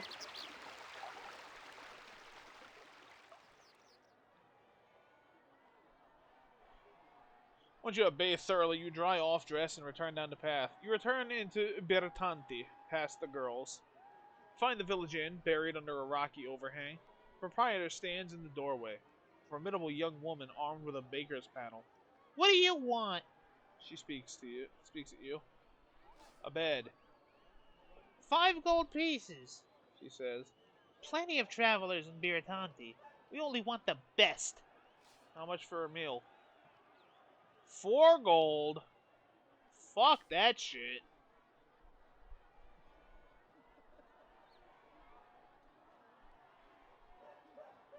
How much for a meal? The girl looks down at you with a severe expression. 4 gold pieces, she says. No discounts. It's steep. You haven't eaten today. And your stomach is churning. Shake your head. That's too much. You run a lowly inn, not a palace. The girl scoffs back at you as you turn and walk out of town. Jan hops up and down. Just you and me then. Be quiet, you grumble. Wait, can I not just go back to the... I can't go back to the waterfall, understandable. Well, I guess we're camping. Make our way out of the village and into a stand of tall, dry trees under the overhang of one of the cruel mountainsides. Between churling roots, you find a small place to settle down to rest. Jan perches a little way above on a knot and is quickly asleep. You're tired enough to follow suit, but you're hungrier from not eating. Thankfully, we have a ration. What the fuck, God? It's too spooky. You pull out the last of your cheese and bread and eat quickly. The night's darkness draws in around you. In the distance, you hear screams and whoops from the village that only slowly fade. You feel lonely, distanced from such a revelry. You rest your head onto your backpack and close your eyes. Perhaps a few hours pass when you wake suddenly, aware of a shadow moving between the tree trunks. It turns and it sniffs the air. A wolfhound! That's a bat. Oh no, is that a bat that can turn into a... What the fuck? What the fuck? Is that a bat that's turning into a wolf? Is that what I'm looking at here? What is this? What is this middle part? What is this? It looks like a fucking macaque.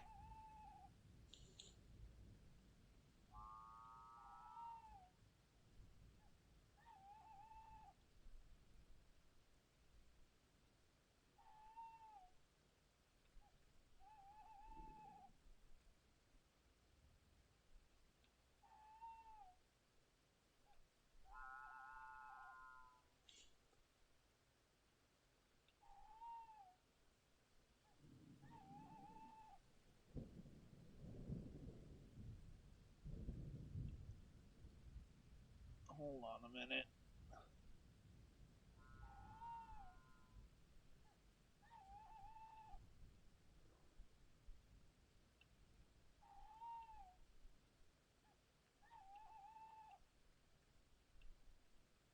Alerta de macaco!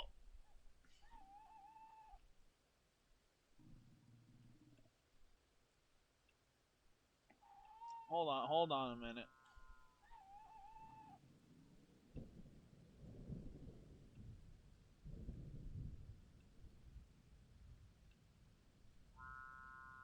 Like, is this not just the same thing?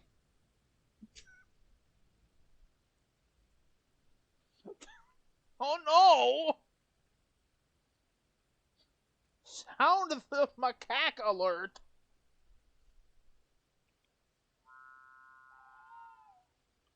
Jesus Christ, spooky!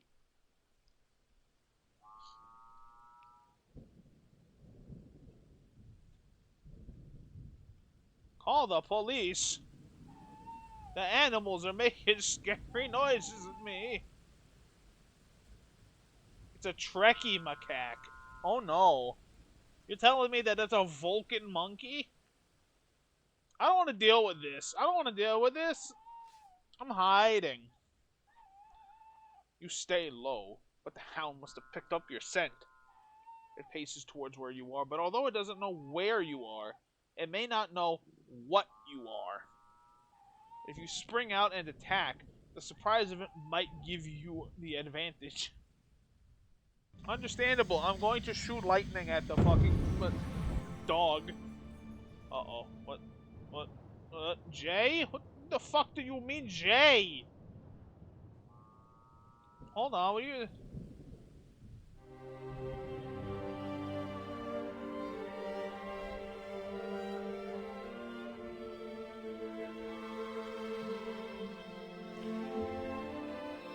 Jig. Big. Walk. Can I do done? No, can I do law? Hold on. Hold on, can I do law? Is law a thing I can do right now? Do I have an L? L. A. The W.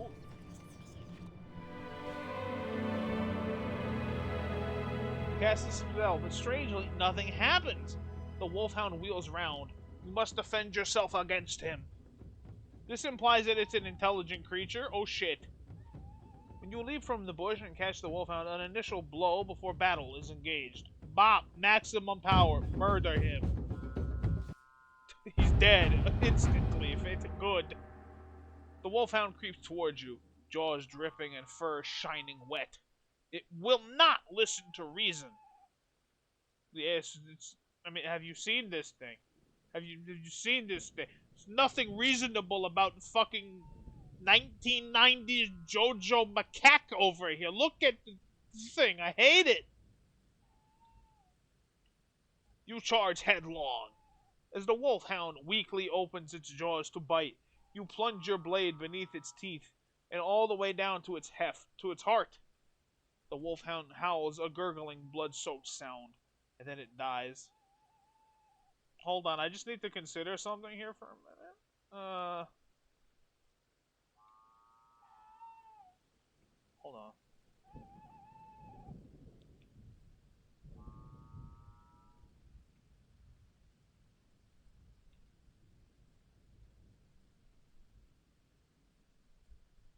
Come on, give me the fucking render. You know what I want to put on here.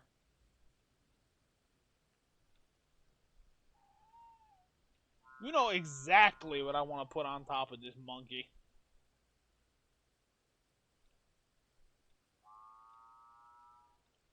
Please, just give me a fucking transparent render of this goddamn shit. Holy fuck.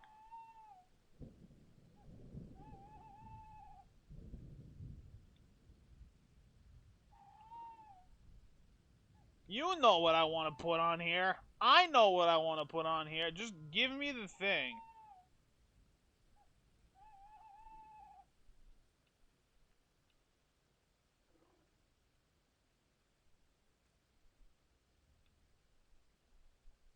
You lied to me! This isn't transparent at all!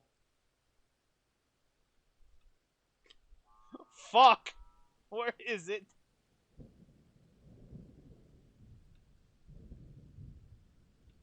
Can I just have this fucking... Oh my god.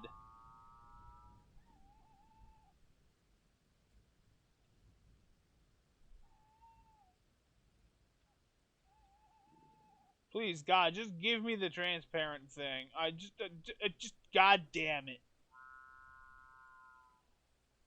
Why can't I look up transparent image on Google and just not get it?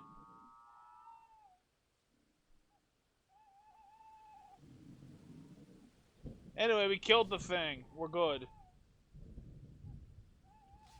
Back to sleep. Boom. Then once satisfied, you lay down again and try to sleep. Jan flutters down and resettles on your shoulder. Your dreams are full of plagued victims, their faces raw with boils and streaming sores. The rest of the night passes silently. Anything I can do besides go over there? Okay, this is the westmost corner of the map. So we have to get over to Kare, which is right here. So we have to go north and go zip zip zoobity-bop. Fantastic. We're making progress. You rise early from your spot beneath the tree. As you gather your things, Jan leaps up and onto your shoulder. Ready to go? He chirps. You rejoin the path on the far side of Biritanti. The sun sits on the horizon like a gleaming jewel. If all goes well, you will reach Torapani today. the last village in the Shamutanti Hills. After a short climb, the path breaks, heading uphill to the left and downhill to the right. Hey, John, what do you think? The right is a forest. To the left, the going is easier. The path heads through a field of black flowers to Torapani. What else do you know? Nothing! Protests the creature. That's a fine way to talk to your guide. I'm not charging you for my advice, you know. You'll get no more from the creature. Time to decide. I want to go to the right because that's where the waterfall's coming from, so we might be able to benefit from that. Alright, let's do that. Let's go,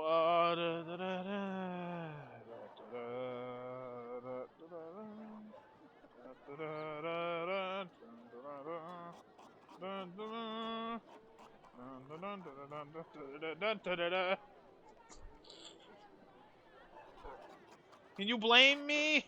I like the Indiana Jones bit.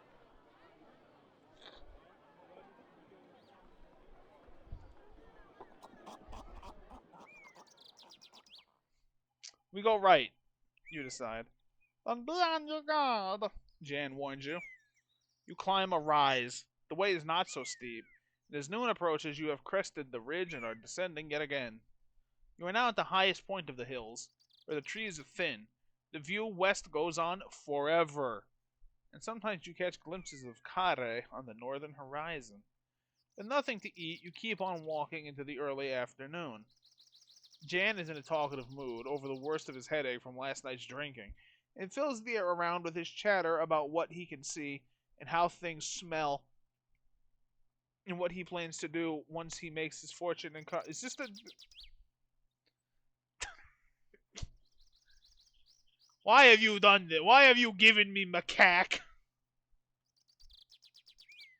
Have you posted it? Yeah, there you go. You posted it in the Discord too. God damn. Macaco.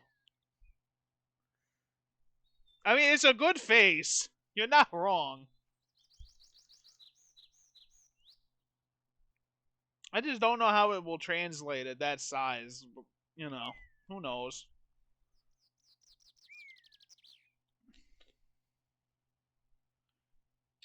A prayer to your spirit will heal you. Okay, yeah, we don't need to heal to our, pray to our spirit yet. Where were we? Nothing to eat. Fills the air around with his chatter about what he can see and how things smell. What he plans to do once he makes his fortune in Kare. You pass from the open hillside into a patch of deep forest. Quite suddenly, Jan falls quiet and hisses in your ear. Stop! Stop now! Stop, but say nothing. You come to a dead stop. Jan is right. Something is moving through the trees behind you. A moment later, a point of steel has emerged from the darkness between two trees and touches your neck. You've seen me, whispers a voice. I know it. Answer.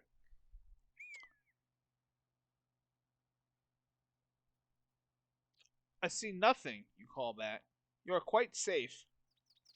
It is not I who is not safe, returns the voice.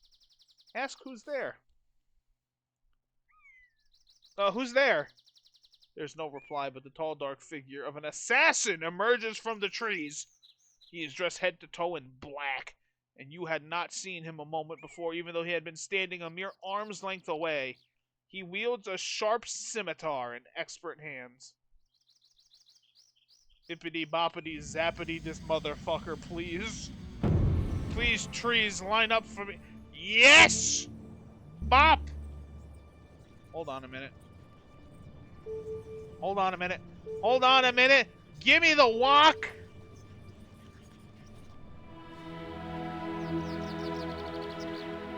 Nothing happens. Oh no. Okay, hold on. Hold on. This man's sitting here watching me desperately flip through a book on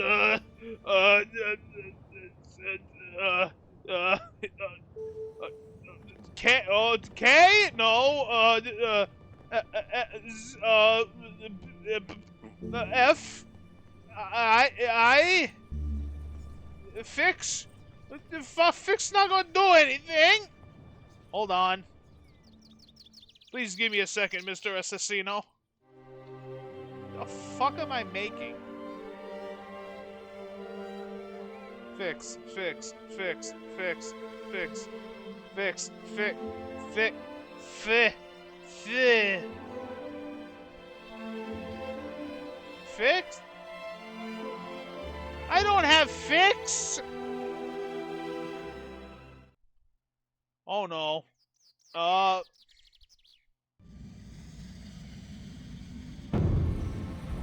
You know, hippity hoppity, you die in the woodsity. I cast lightning, but nothing results.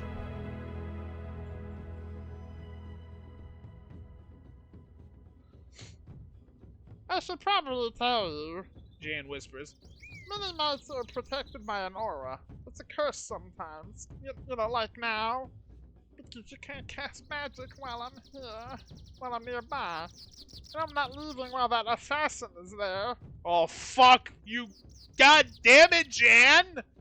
You fuck! You could have told me this earlier! Okay, we're both... Okay.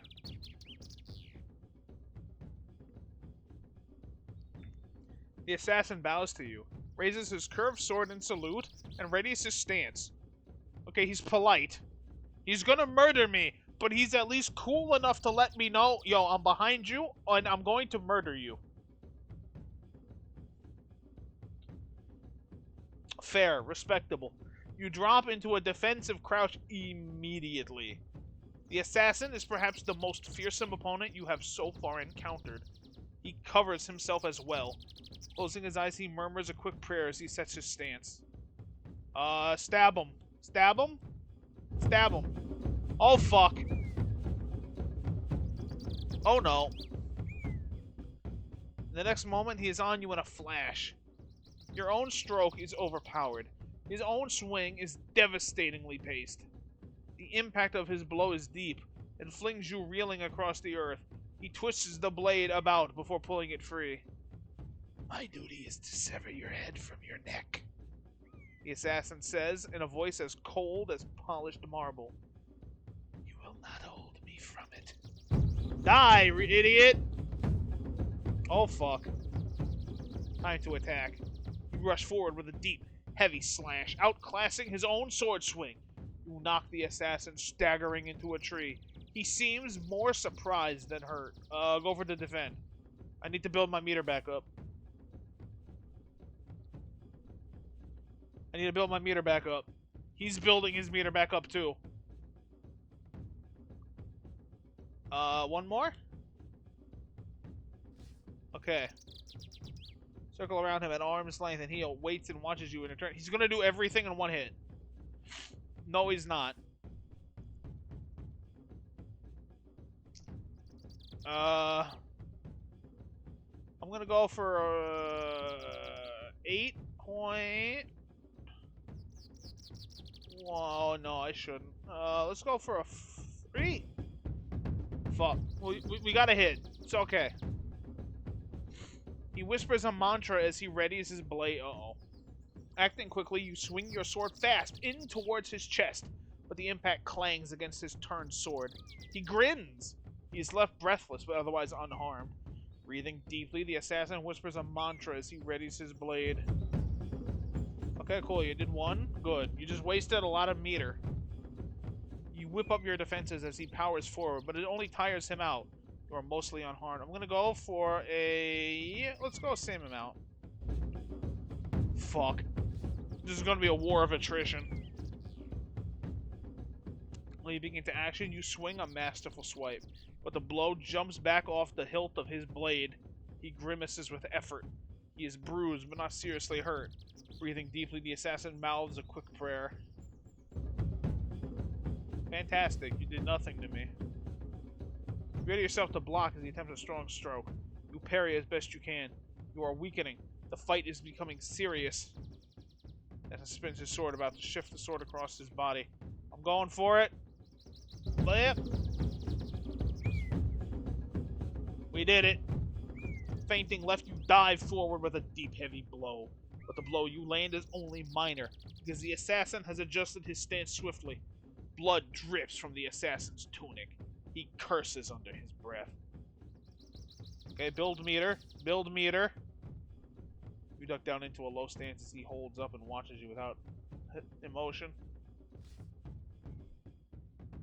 You say steady, keep up your distance, and he circles away. I think when he does that, he gives a prayer. That means he's going to attack. Move around him watchfully, and he hangs back and watches you in return.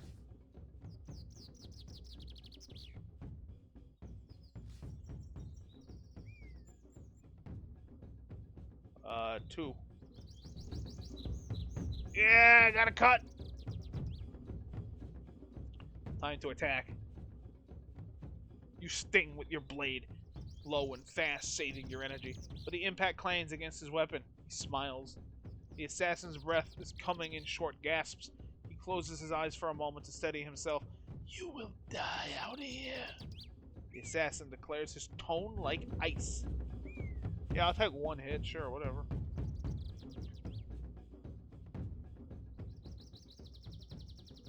You raise your defenses as he tries a deep slice, but you roll out of the way mostly unhurt. The assassin laughs appreciatively. Breathing deeply, he murmurs a mantra. Die, idiot! Acting quickly, you sweep a masterful slash. He is off balance and moving slowly, and the blade goes deep. He turns and tumbles, releasing his sword as he topples. I am not so proud as to admit when I'm beat. I'm not so proud as to not admit when I'm beaten. He groans. You may finish me if you so choose, but if you do me an honor and use my own blade. The assassin is not dead, but lies on the floor, gasping.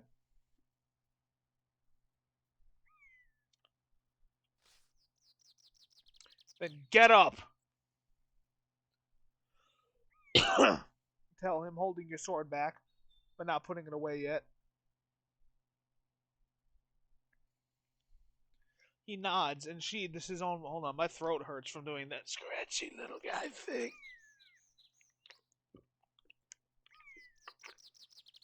Please let me know if all these voices are bad and I should just stop. He nods and sheathes his own blade. You are a worthy victor. I am glad to meet you. Now you have saved me. You owe me, in part. My name is Flanker, and I am an assassin and a thief. Why did you attack me? I'm an assassin, I just told you.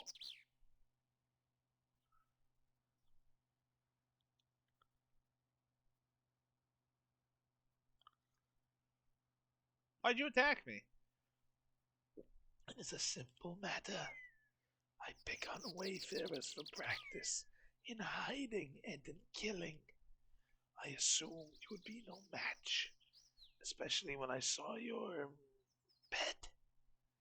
He points briefly at the mini-mite who is currently hiding under a fold in your tunic.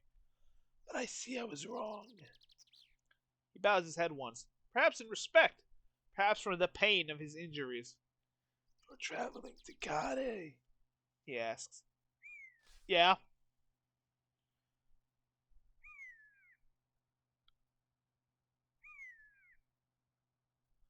I go that way as well.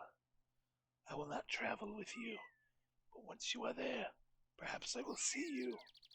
If so, I will not forget the debt I owe you. I will remember you there. Bows his head again. This time it is definitely from pain. Go! You cannot aid me. Fuck you.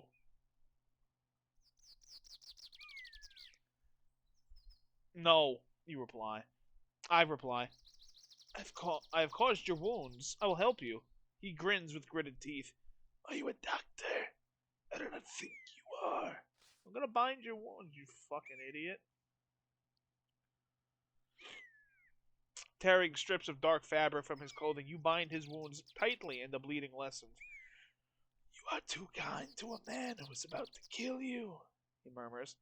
Let that be a lesson, I reply, as I gather up my things and head out of the forest, leaving him behind. I have sensed that I've made a powerful friend. It's all coming up great. I'm an idiot, aren't I? That's gonna go very badly. How much longer do you think we'll be traveling today? The mini-mate on your shoulder asks. I'm hungry. I'm tired. We've gone such a long way. Not much further. The mini-mite sighs and slumps onto your shoulder.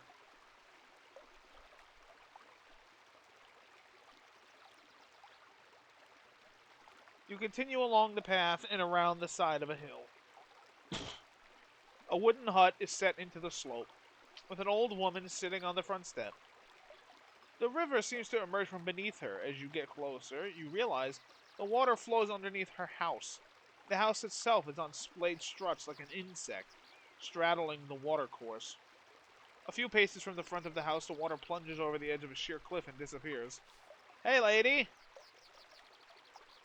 You call. The woman looks up at you and smiles. Come over here, won't you? She calls. I can barely see you. Am I about to get murdered? You know what? Whatever. You approach the old woman. She smiles a toothless smile and gets up from the step. Come in, please, she beckons. I get so lonely living out here on my own, away from the villages. Sure. Oh no, look at that babushka. Thank you. You follow her inside and take a seat by a long wooden table. I'll bring us some tea, she says. She sounds almost nervous. Hurrying to her kitchen, she returns with 2 large cups. Archie, Jan whispers in your ear. I don't trust this one.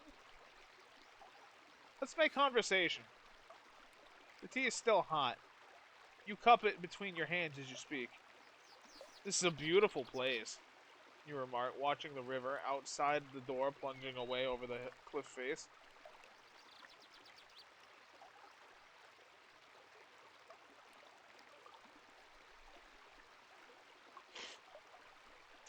This is the top of the crystal waterfall, She says. The river runs right under my house. They say it carries all my goodness and youth away while I sleep. The villagers bathe in it for luck. I'm sure it isn't quite true. Oh god, were we bathing in Granny? Hey, what's your name? They call me Gazamoon, she replies with a smile. I used to be quite well known in my way. You nod, but you've never heard of her. Why do you live alone? Must be dangerous. Oh, she smiles sweetly. No one bothers about me. Why would they? Smile and nod. You make to sip your tea when the old woman stops you, catching your arm before the cup reaches your lips. Oh, she says suddenly. I've forgotten the pot. She goes back to the kitchen to fetch it. Switch cups. Oh no, she knew I would switch cups. She's a fucking mastermind. While she's away from the table, you switch the 2 cups around. Then when she returns, you lift the one closest to you and drink. A sudden, deep pain grips your stomach and you double over. What's happening? Oh, fuck! I'm an idiot! You wince and cough as you find yourself seizing up. Oh, suspicious traveler, Laughs the woman. I can count on travelers suspecting my witchcraft. Please, I didn't do anything wrong. She took my money and my teeth. What the fuck? You tried to fight a Sicilian. I tried to fight a babushka. You try to shout out, but you are paralyzed and quite powerless. The old woman begins to search through your bag. Go back, don't swap. Jan flits about in some distress, unsure what to do. She takes my giant's teeth and my money. Stashes what she's stolen into a drawer. Then she flicks a finger and you find yourself elsewhere. Where? Find yourself on the path. Inside of Torapani.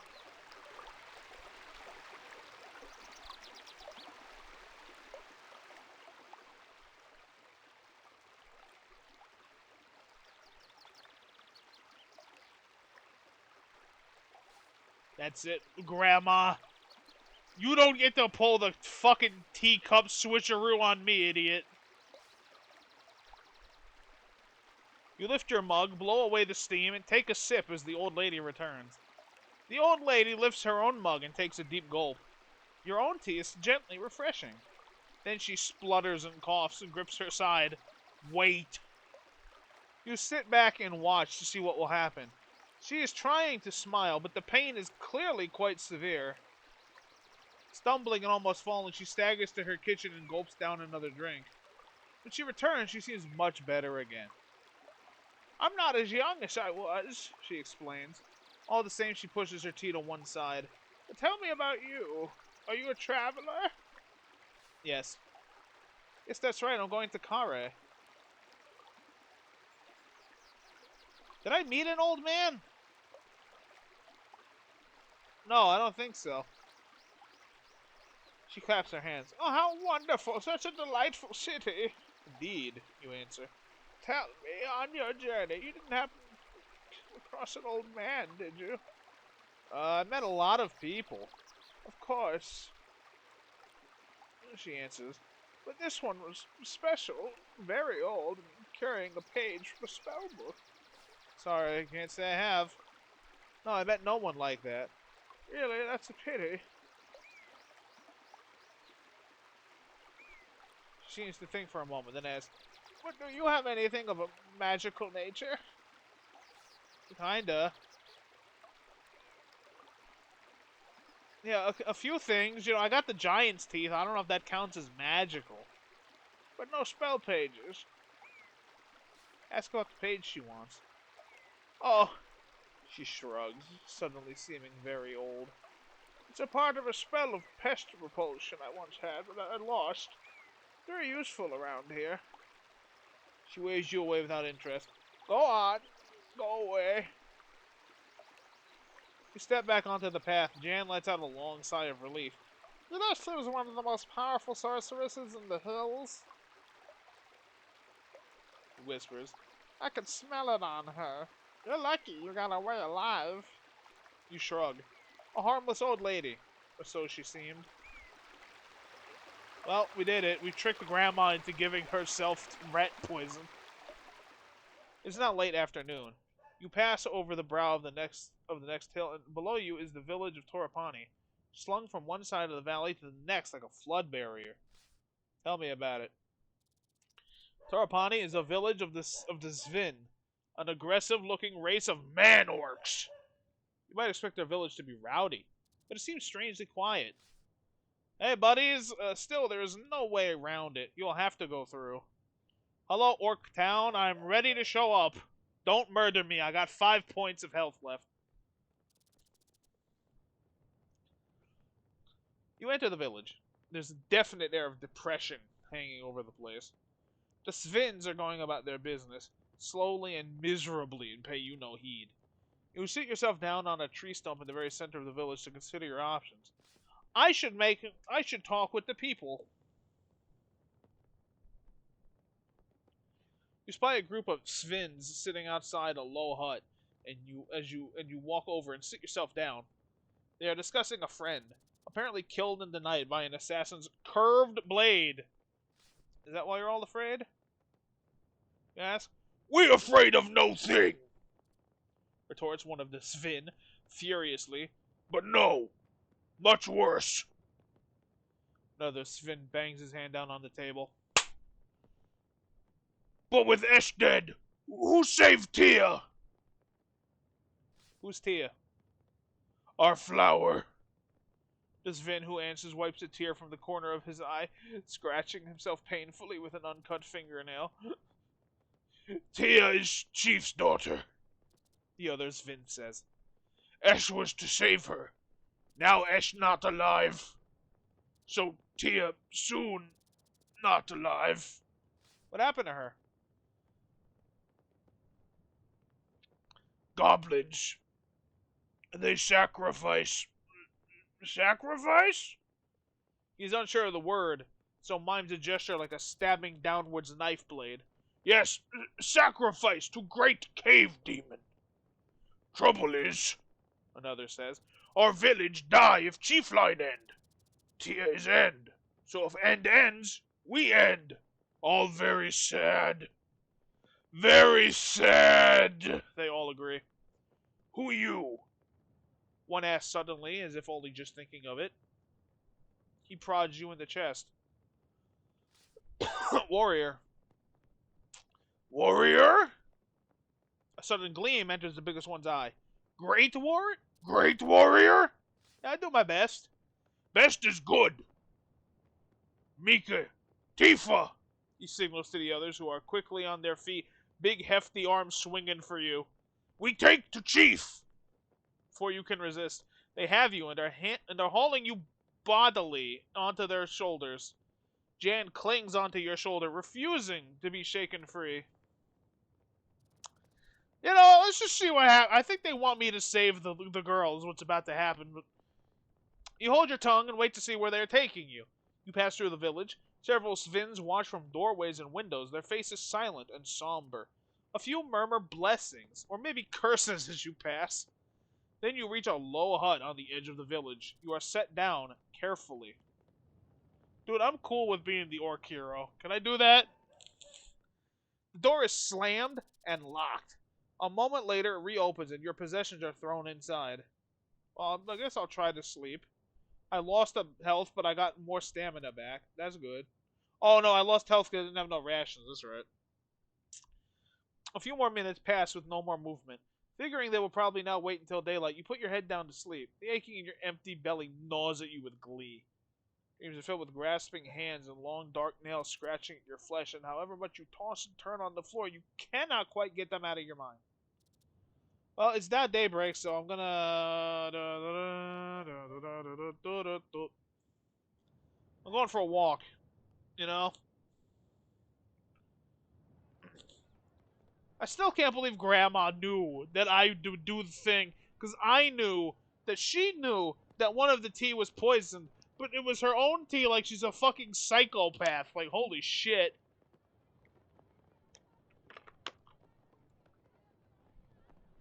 Daybreak. You are still alone. An hour passes before you hear any noise outside, and then the door to your hut opens, and 5 Svins come in. They drag you roughly out and across the street to another hut, where an old man with gray hair sits. He is wearing outlandish, colorful robes. My name, Proceus, Chief. He slaps his chest twice. I apologize. Then he bows, brushing the dust on the floor with his sleeves. Apology accepted. The chief nods. He waves to a menial who brings in bread and milk. Sorry, I need to eat. I'm very sorry, my chief man. I need to help. I need to eat. Gratefully, you bolt down the meal. It does not seem to be poisoned, and it nourishes you. The bowl is removed, and the chief squats down in a pool of cloth. Jan cowers under your own cloak, hoping to go unnoticed. I have need of you and your strength. I will help if I can. The chief bows. I am grateful. My daughter, my child, she is taken, offered to a terrible demon below. Goblins? The chief spits at the word goblins. He shakes his head as tears well up in his eyes. We never friends, but we never enemies like this. I not understand their hate, why they care about demons in caves. Have I made it to Bowser's castle? Not yet. I'll save her. The chief wipes away a tear with a clawed finger. He gestures to the other Svins who, still taking no chances, grab you by your arms and haul you to your feet. Well, it's time to go rescue the fucking princess, I guess. Let's go. You are led along a short pathway through the forest to a crack in the ground. One Svin has brought a rope, and another a basket. And they are preparing to lower you down into the pit of the earth itself. I'm not gonna say you'll pay me richly for this. I'm a fucking hero. Let's go. Take the adventure. You wait until they are ready, then step into the basket. The chief nods to you with respect. Watch the darkness, He declares as they start to lower you down. From your shoulder, Jan murmurs. Are we in trouble now? He shivers. You hit the floor with a thud and peer into the darkness. Your eyes can make out nothing, but a slight breeze suggests endless space in all directions. Something clatters to your feet from above. One of the Svins shouts something down to you. Feel around on the ground. You crash down to feel around your feet until your hand closes on the base of something. You pick it up. There's a dry wood torch. Something else falls from above and strikes you on the head. Tinderbox! Calls the voice. Feel around for the tinderbox. I'm not gonna curse whoever hit me, man. That's rude. Light the torch. That would be rude. I could say, god damn it, watch where you're throwing that thing. You can see now you are in a large cavern, wide and deep. At the far end, passageways disappear to the left and right. Through an uneven rockfall at the far end of the cavern, you hear a murmur. Listen by the rocks. You clamber over the rocks at the edge of the cavern to investigate the sound. It is a whimpering, coming from the other side of the pile of stones. The Svin girl, perhaps? She came in this way, but then the cave-in blocked off her path. You'll have to find another way. Follow the right wall. Always follow the right wall. You turn right, creeping slowly forward. The passage rises up a gentle incline. At the top, a thick crystal seam glitters in the torchlight, and the tunnel ends in a T-junction. Look at the crystal. The seam seems to be made of pure diamond. It was no doubt in quest of this that these tunnels were carved. Why is no one mining here? Dig out the crystal.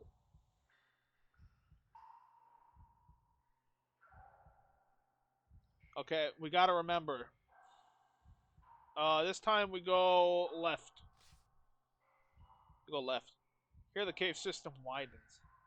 Pendulous stalactites hang from the ceiling as if about to fall and skewer you into place. You skirt between them, following a thin, safe path until a side passage opens on the right. Go to the right. A low rumbling. Wait and see. The rumbling gets loud, and then your hair stands on end, and you see a large, rounded boulder rolling swiftly down the passage towards you. The rock is almost a perfect fit for its tunnel. The speed is increasing as you dither. Try something else? Find a gap to squeeze into. What's my fate? You have been crushed and ground into powder. Oh no. Not today. That's what you get for making Indiana Jones map. What do you mean? The Indiana Jones map was funny. Okay, look at the crystals so that way we have it on the map. You have been making your bed all along. I disagree. This time we're going to go straight on.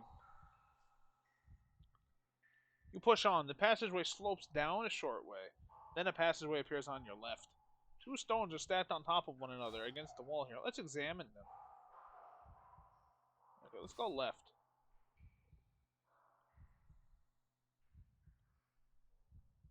Okay, so I'm back where I started.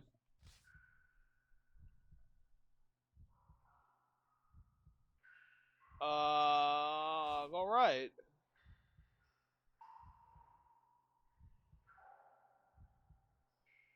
Look around. What have I landed on? Oh, I've landed on the nightmare. I'm in a snake pit. Oh no, snakes. Why'd it have to be snakes?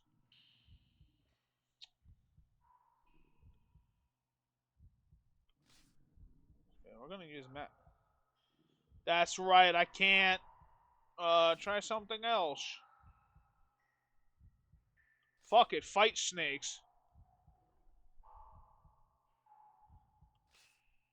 The snakes, you have been strangled to death by 100 snakes. Damn. Too many snakes. Couldn't fight them all.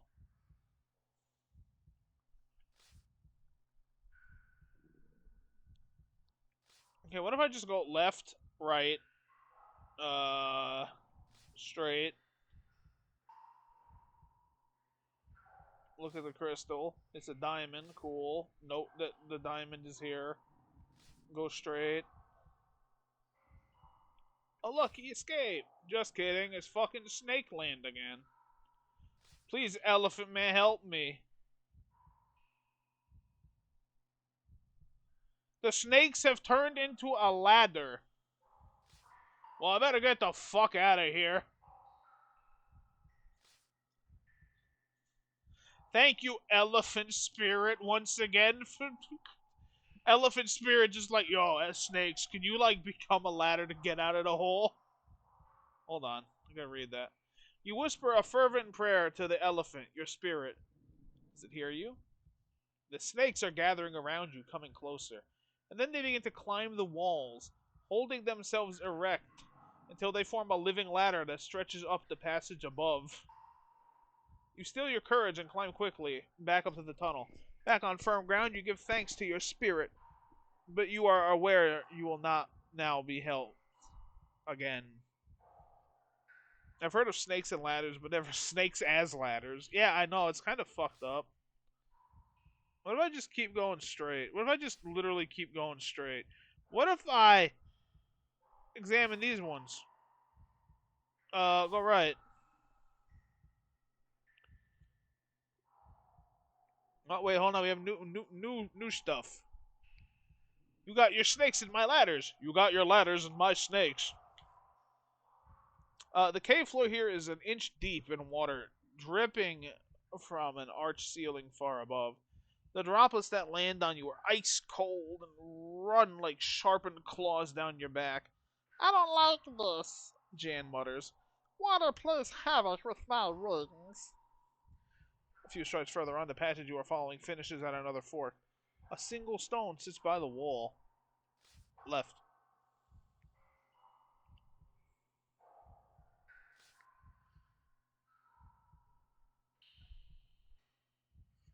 Rocks don't look like they fell like that.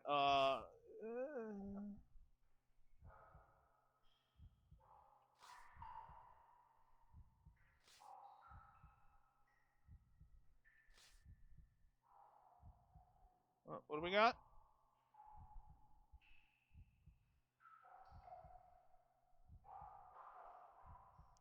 Anyway, we eventually, the passage ends, and then there's a sealed door. Open the door. Behind you, a wall is rising from the stone floor. Go into the room. I'm sure to drown. Oh no.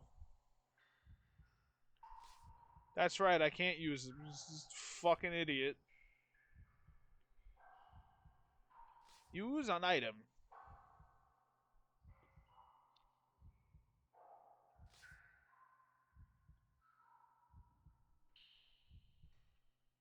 Understandable. The cave sucks.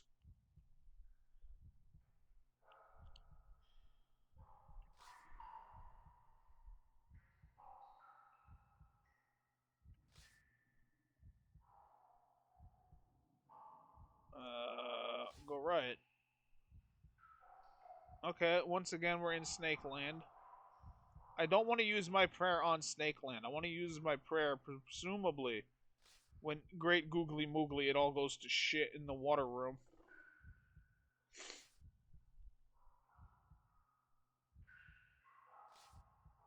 Alright, we got 2 rocks. I think the rocks might be markers that I'm going the,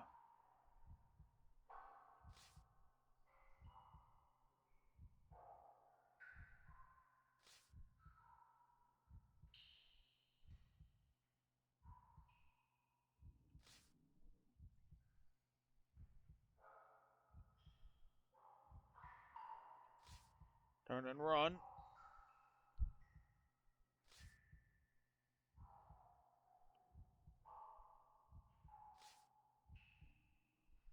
Okay, snake land again.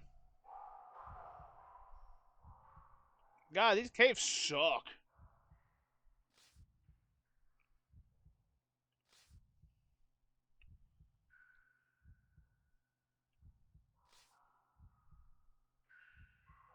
Okay, so snakes are to the right of the crystal.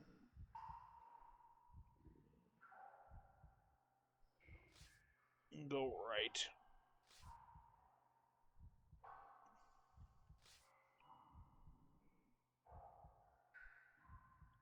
Go left.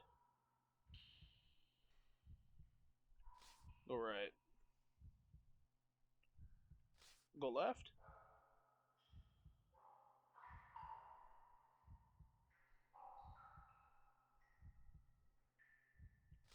Go straight.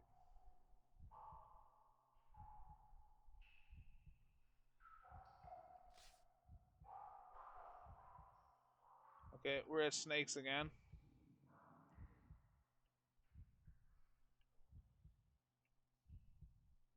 I think if there are rocks, it means that we're going the right way. Alright, so don't go right, go left. Go straight on. Now we have rocks. Go straight on. We have rocks. Go left. Go right. Go straight. Okay, that's the sealed door.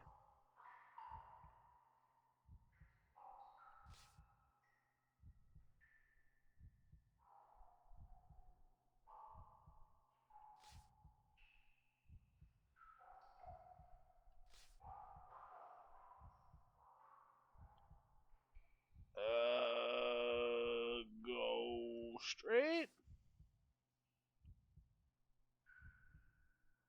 No, hold on. Go left. Damn, now I'm actually lost. Fuck.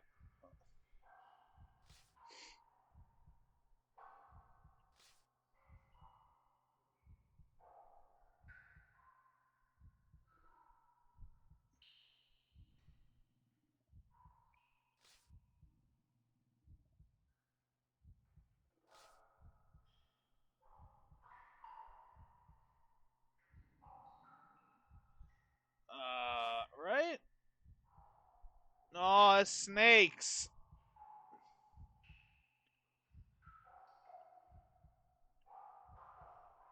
Alright, go right. That gets us to Crystal Land. Go left. Hold on, hold on. Hold on a minute. Let's write this down. Right. Left.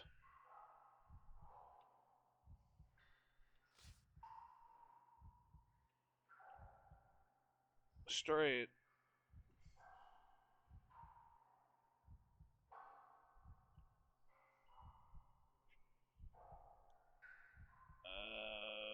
Straight.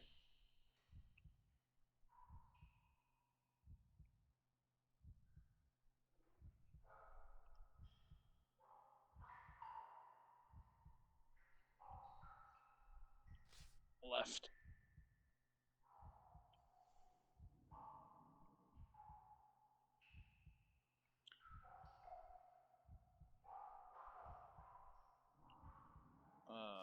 Right.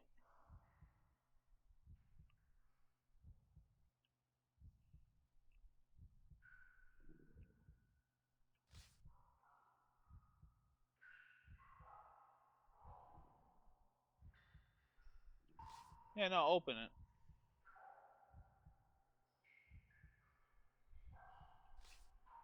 Go into the room.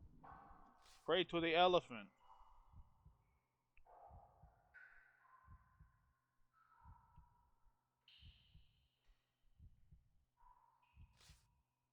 Swim forward.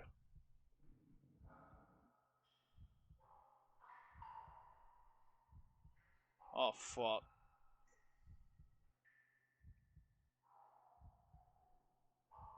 We gotta find Jan. Oh, no.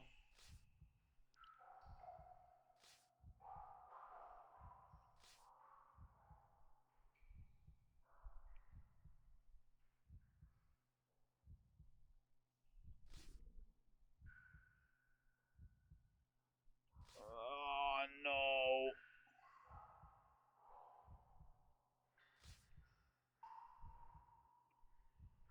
Oh, no. We're just completely lost. I'm in Snake Land. Jesus Christ, this fucking sucks. Oh, I hate the cave. Alright, I feel like we were going the right way until we hit Waterworld.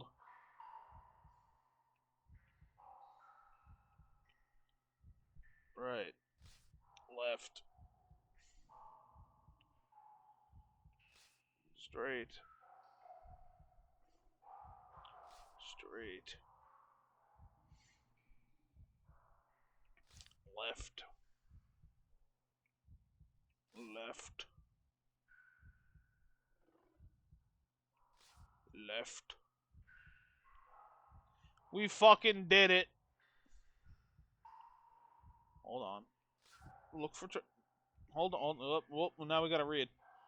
You follow the passageway when you hear an echo of whimpering coming up the corridor. Your torchlight falls across a frail shape. Hiding in the shadows is the young Sven girl, stacking stones into hundreds of little towers. You run the torchlight around the walls of the cavern. No switches or triggers that you can see. The girl watches you with silent fear, and then a torchlight falls on a deep scratch in the rock. A claw mark. Suddenly there is a loud roaring from the mouth of this short cavern. The walls begin to shake and crumble. The Sven stone towers topple and scatter. To one side, a gap in the rubble begins to open, letting through a mean shaft of light. But before you can head for it, the roaring sound is joined by the scream from the Sven girl. You turn slowly and peer into the gloom, back along the tunnel. Is there something moving? Something coming closer? Perhaps the roaring is the wind rushing through the tunnels. Now we're gonna get fucking murdered. 100%. What the fuck is this? Oh, it's Manticore. You hear the scrabbling sound of claws on rock, and the exit from the tunnel is blocked by a dark and looming shape. A Manticore. Huge. Terrible. It stands between you and the light and howls in bloody rage. First of all, let's look at the creature. That's a really old cat. Yeah, a little bit. The Manticore is a foul hybrid created by the evil sorcerers of old and steeped in bitter self-hatred. It has a lion's body and the tail of a scorpion, but its face is that of an old man, and its thoughts are cruel and resentful. As it sees you, it rears back, flapping two enormous wings on its back. Use magic. We literally can't do that. Fantastic. Uh-oh. Uh-oh. Shit. Defend. You fucking buffoon-ass thing.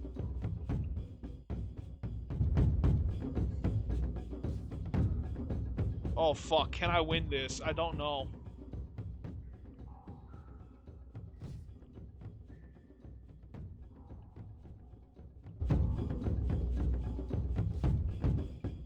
No, I can't.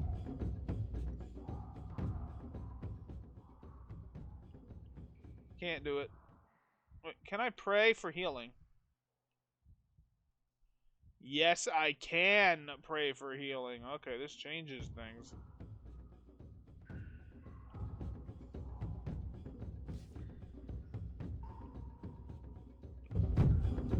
Fuck. Oh no.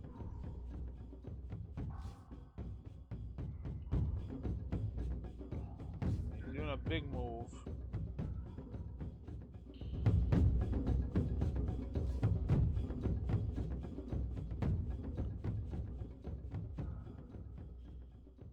Hold on a minute. Hold on a minute. I want to go back. I want to start that again. This time, load it up.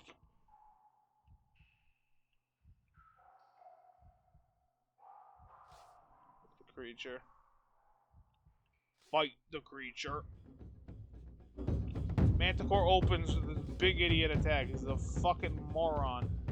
Rush in. Beat him.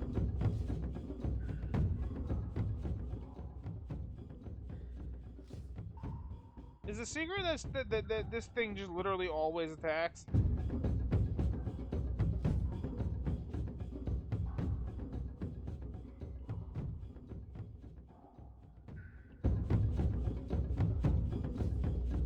It might be.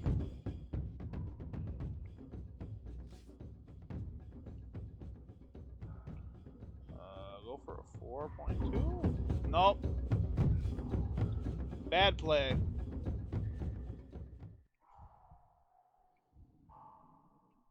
We can do this, though. It's just that we're basically not allowed to fuck up. I'm not looking at this fucking idiot. I'm just gonna go, defend. Easy. He uses all of his shit. So I'm gonna hit him with a 3.4. How does he still have that much left? What are you doing? God, I wish I could use magic, but this fucking Bugman. Making it real hard. Wait, what? I didn't have my healing? Alright, I didn't hit the healing. Yeah, there we go. Hit the healing. We can win this, but it's gonna be real tight. Like, I'm basically not allowed to fuck up. No, if I come down to 5.1, it should work. No, it won't. Never mind. Run is unwinnable. I have to do it perfect.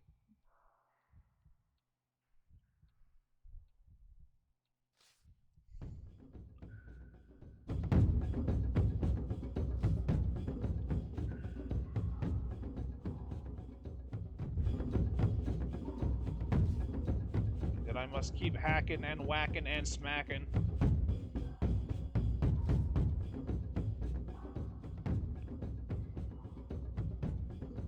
I must keep hacking and whacking and smacking. How do you get back up to 8? Oh, that's not great. Oh, I just gotta keep hacking. I just gotta keep going. I can't win it. Can't win it, that one.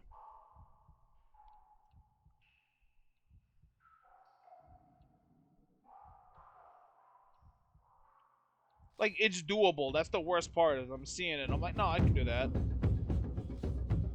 No, yeah, no, that's easy. I can do that. And then I just come up to, like, 6.1. And then I come up to, like, 4.6.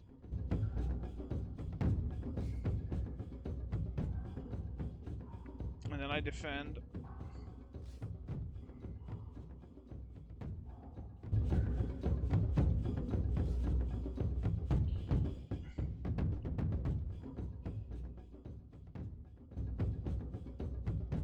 And that'll bring them down a bit. And then I'll come over here and I'll go bop.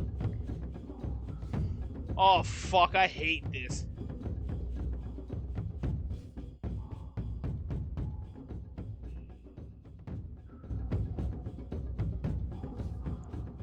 Like, I can't win. It's a fucking war of attrition at this point.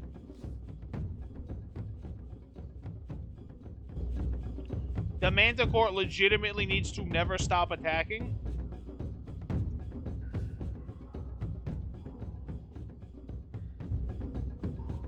And I apologize that I'm not reading the text. I will read it when the motherfucker is dead.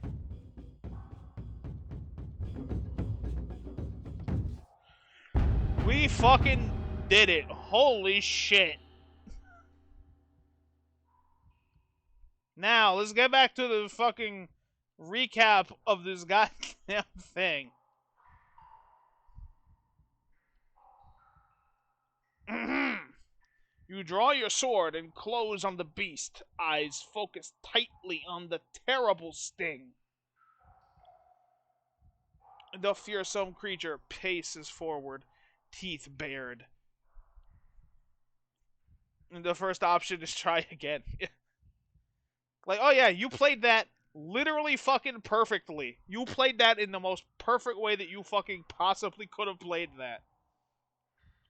Well, I guess that's not technically true. I could have literally always just one up to this motherfucker in every single encounter and taken maybe no damage, but like the rate that they're getting it back will not, I can't do it. Anyway, the Manticore pounces, all claws off the ground, and bear to plunge into your flesh, but you brace yourselves as it comes down, leaping aside at the last moment. Look, do we want to read the recap? You just saw me perfect this motherfucker in the...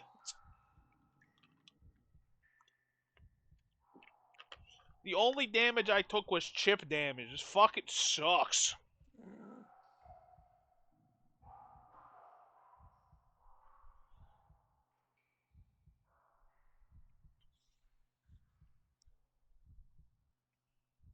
Oh no, let's see if we got highlights. Yeah, we got a highlight here. Standing firm, you swing a mighty stroke against the monster, catching the Manticore a light blow. The beast growls at you, the walls shiver with its fury. The Sven girl edges nearer as if thinking of scratching the creature with her claws. It's scared, she whispers to you. You might not believe me, but you've scared it. Warily, you move into a defensive crouch. The Manticore stays low and tries to ram you. For a moment, it is close enough to smell its warm, fetid breath. The Manticore laughs at you with a human expression of twisted joy. Fuck off, cat.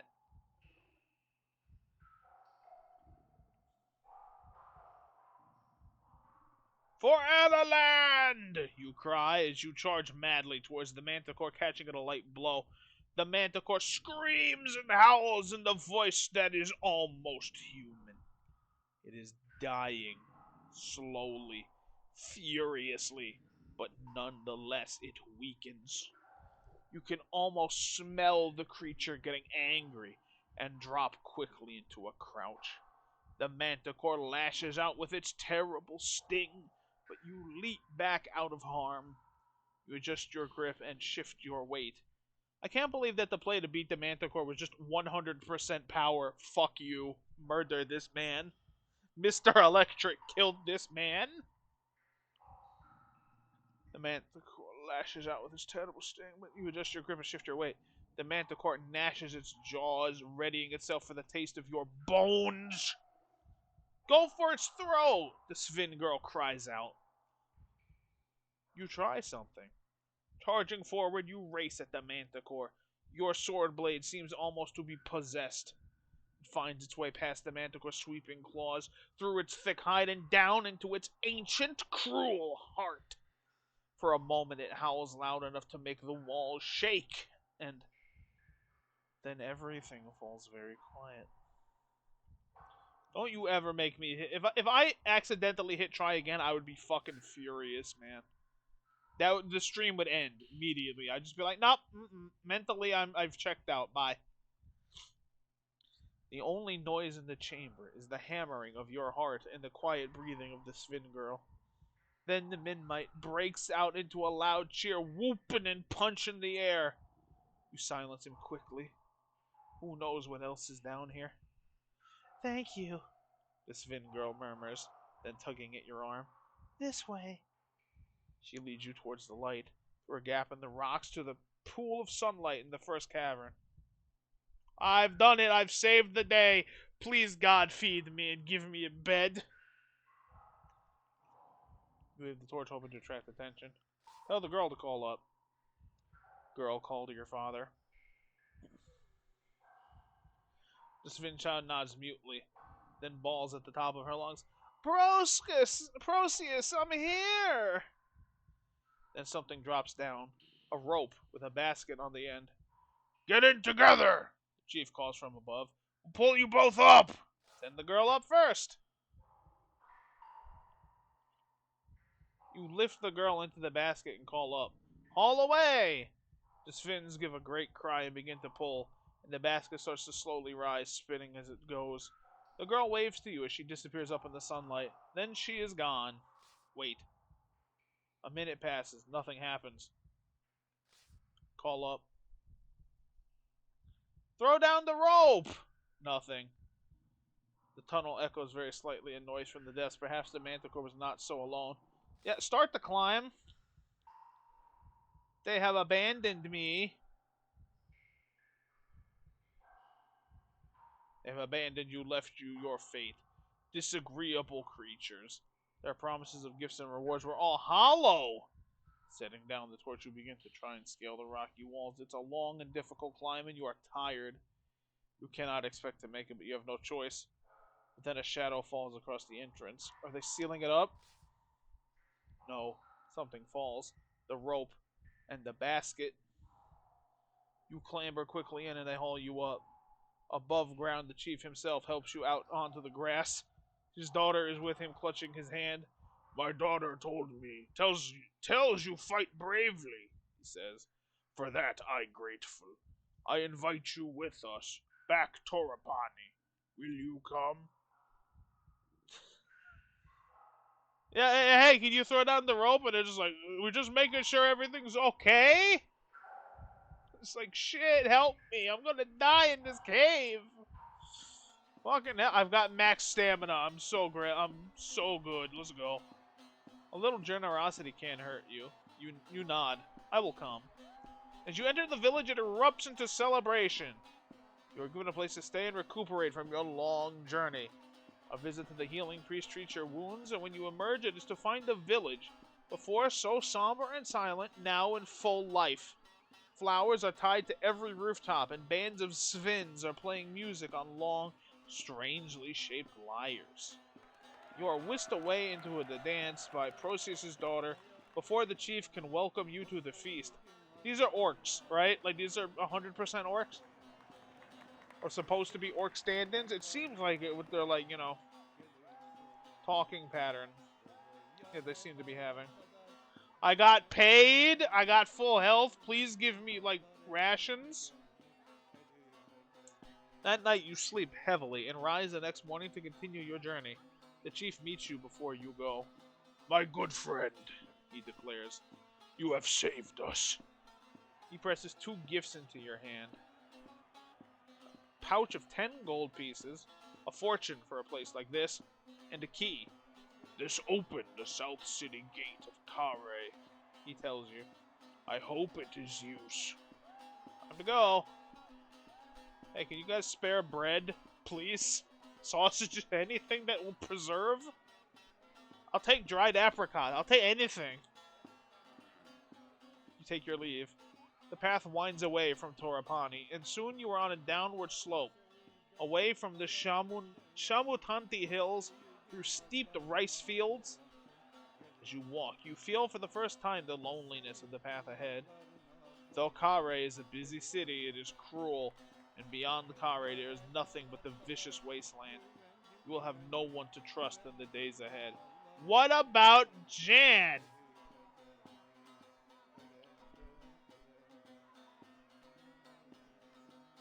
Never mind, Jan fucked off. For a brief moment, up on the hills above the path, you fancy you see a figure stealing its way along by some high and secret route. A figure all in black. But when you shade your eyes against the sun, whatever was there has disappeared. Okay, the assassin is here. In the distance rises the wall of a great city. The first true stonework you have seen since the ruins of the giant city in the hills. From your shoulder, you feel Jan hop away into the air. I didn't mind the Manticore, he hisses. but this place I'm afraid of. Take care, you'll need it.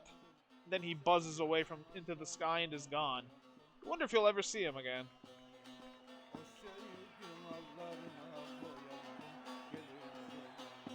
Hell yeah, good soundtracks.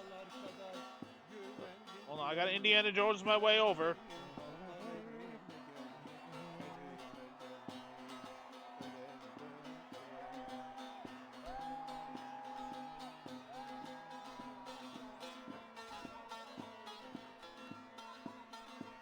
Your journey through the Shamutanti Hills is completed.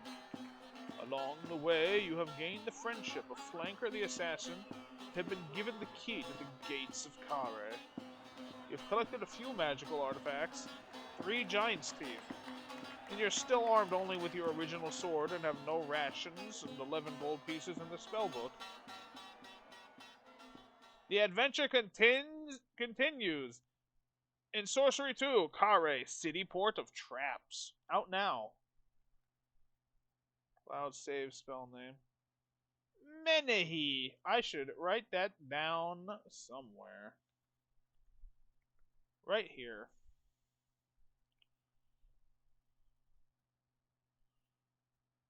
Sorcery.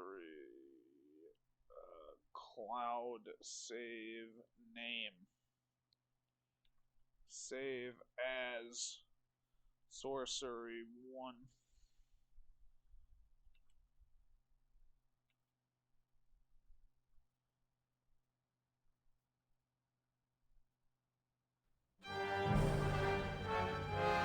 The Crown of Kings has been stolen by the Archmage and taken across the Baklands to Mumpang. You have been sent to get it back. Should you fail, the whole of Kakaban will surely fall. A journey began!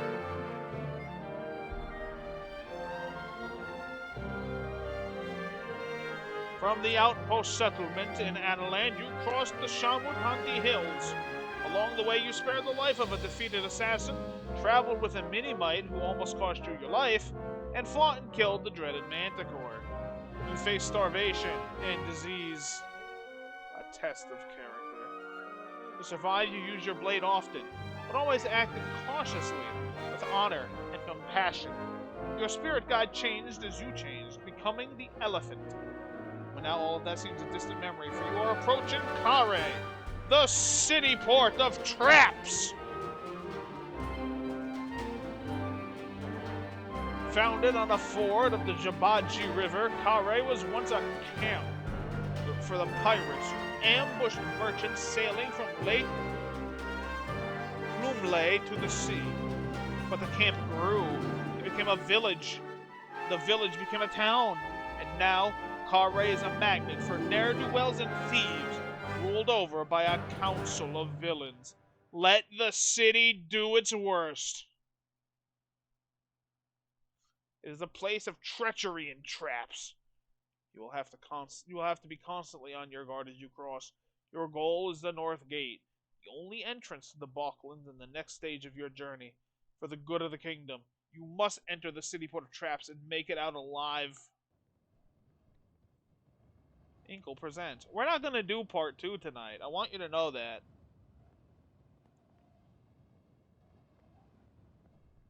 We're not starting this.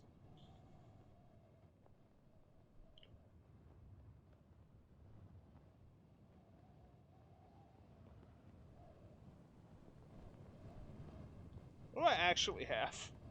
What do I actually have? Sword. Sword. Just one. Just the sword. 3 giant's teeth. 11 gold pieces.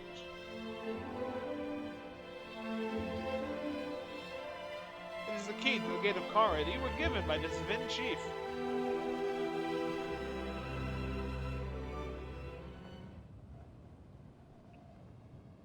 Well, I guess we're gonna have to find out next time. Never mind, I'm not allowed to do it yet. I gotta click on our boy. It's twilight already.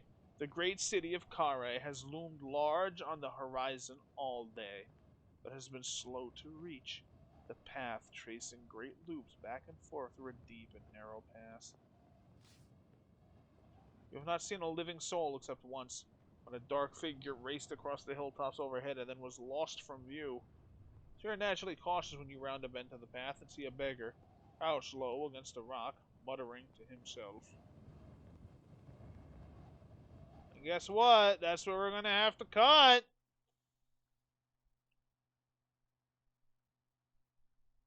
What's gonna happen in the city of Kare? I'm excited. Are you guys excited? I don't know. Everyone might be asleep. It's like It's like 3 a.m. where I'm at. I don't know where it is. What it is for you guys. It's kind of late. Plus, it's now Monday, and we're not on a weekend anymore. So I should probably like go to sleep, be ready for work.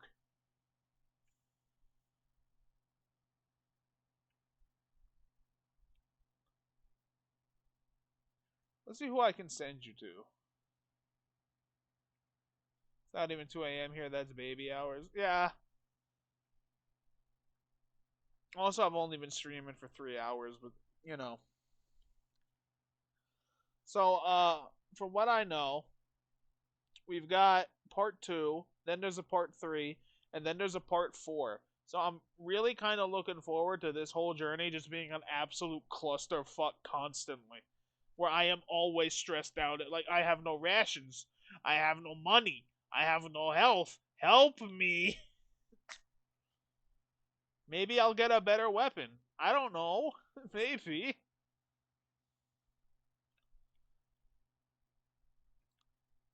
Let me see who I can send you to right now. Twitch.tv. Please do not autoplay the front page or I will be very upset. Don't do it. You almost did it. Let's see, who do we got? Who do we got that I can send you to? Let's check the live channels right now that I follow.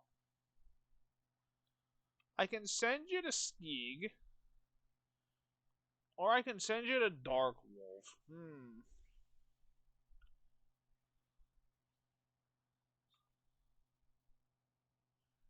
All the more reason to rob everyone you see. Okay, tell you what, Chumwhale, rather. I can't read. I got bad eyes.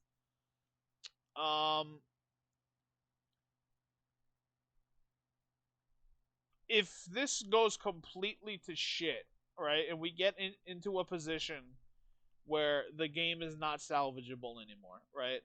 Like it's a dead run, essentially. We will become Bastard McRobman. Okay? How does that sound? Does that work for you?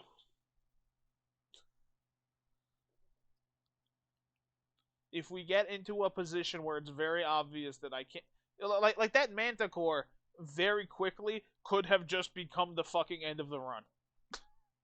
Like, not even a joke. You saw that I had to pull out all the fucking stops to get that one to be not garbage.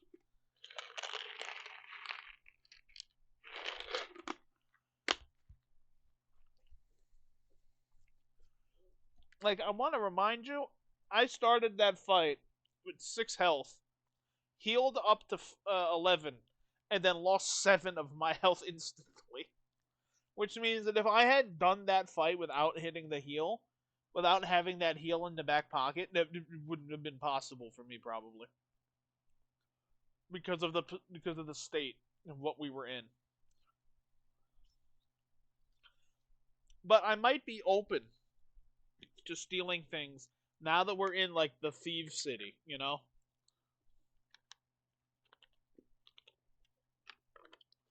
We gotta steal from them before they can steal from us.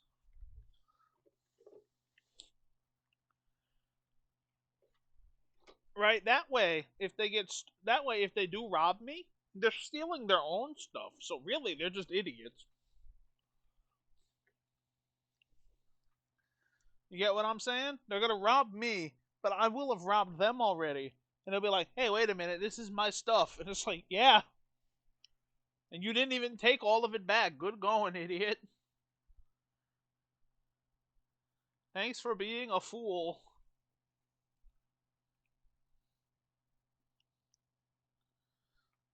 Okay, but yeah, here's a question. Do you want to watch Dark Wolf play Battletoads? Or do you want to watch uh hold on, are they still live? Did I miss it? No, they're still live.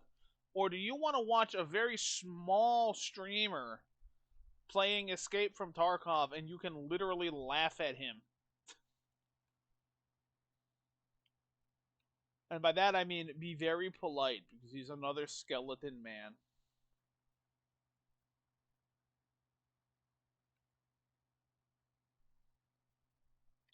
Is Darkwolf playing Battletoads by himself? Let me find out.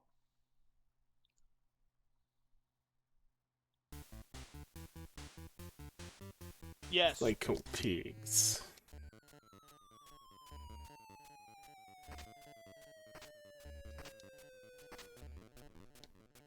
I think he's just trying to beat Battletoads. He's not trying to go for, like... I don't know if he's trying to go for Retro Chivos, or if he's, like, legitimately just like, I've never beat Battletoads. Let's try to do it.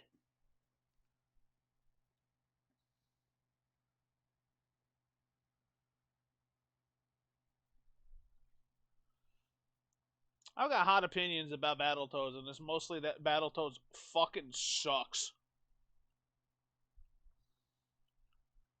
Battletoads is a hot bit of bullshit, let's be honest. I mean, I've never beaten Battletoads, but then again, my wheelhouse is Yakuza and RPGs. Also, Battletoads is just fucking annoying. Battletoads does suck, that's a normal opinion. Okay, well, I'm gonna send you to Dark Wolf.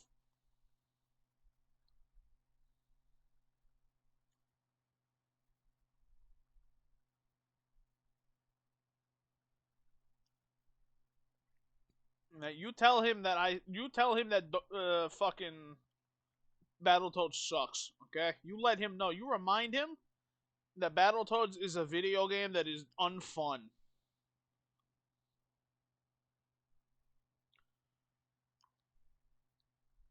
Meanwhile, I'm gonna do some more research on sorcery. So I don't go in. Well, I mean, I should probably go in completely blind, but I'd like to, like, see the map. Which won't help me, you know. Now, I won't look it up. I won't even pretend to have knowledge of it. I'll just ignore it. I'll just be like, look, when we do Sorcery Part 2, we do Sorcery Part 2. Cause I think sorcery is gonna be fun. I think that's gonna be great. I think this is gonna be a good little, like, you know, 6 streams. Anyway, I'll see you later. I'm sending you to Dark Wolf. Have fun. Auf Wiedersehen. See you later. Sayonara. Ciao. All that shit. Bye.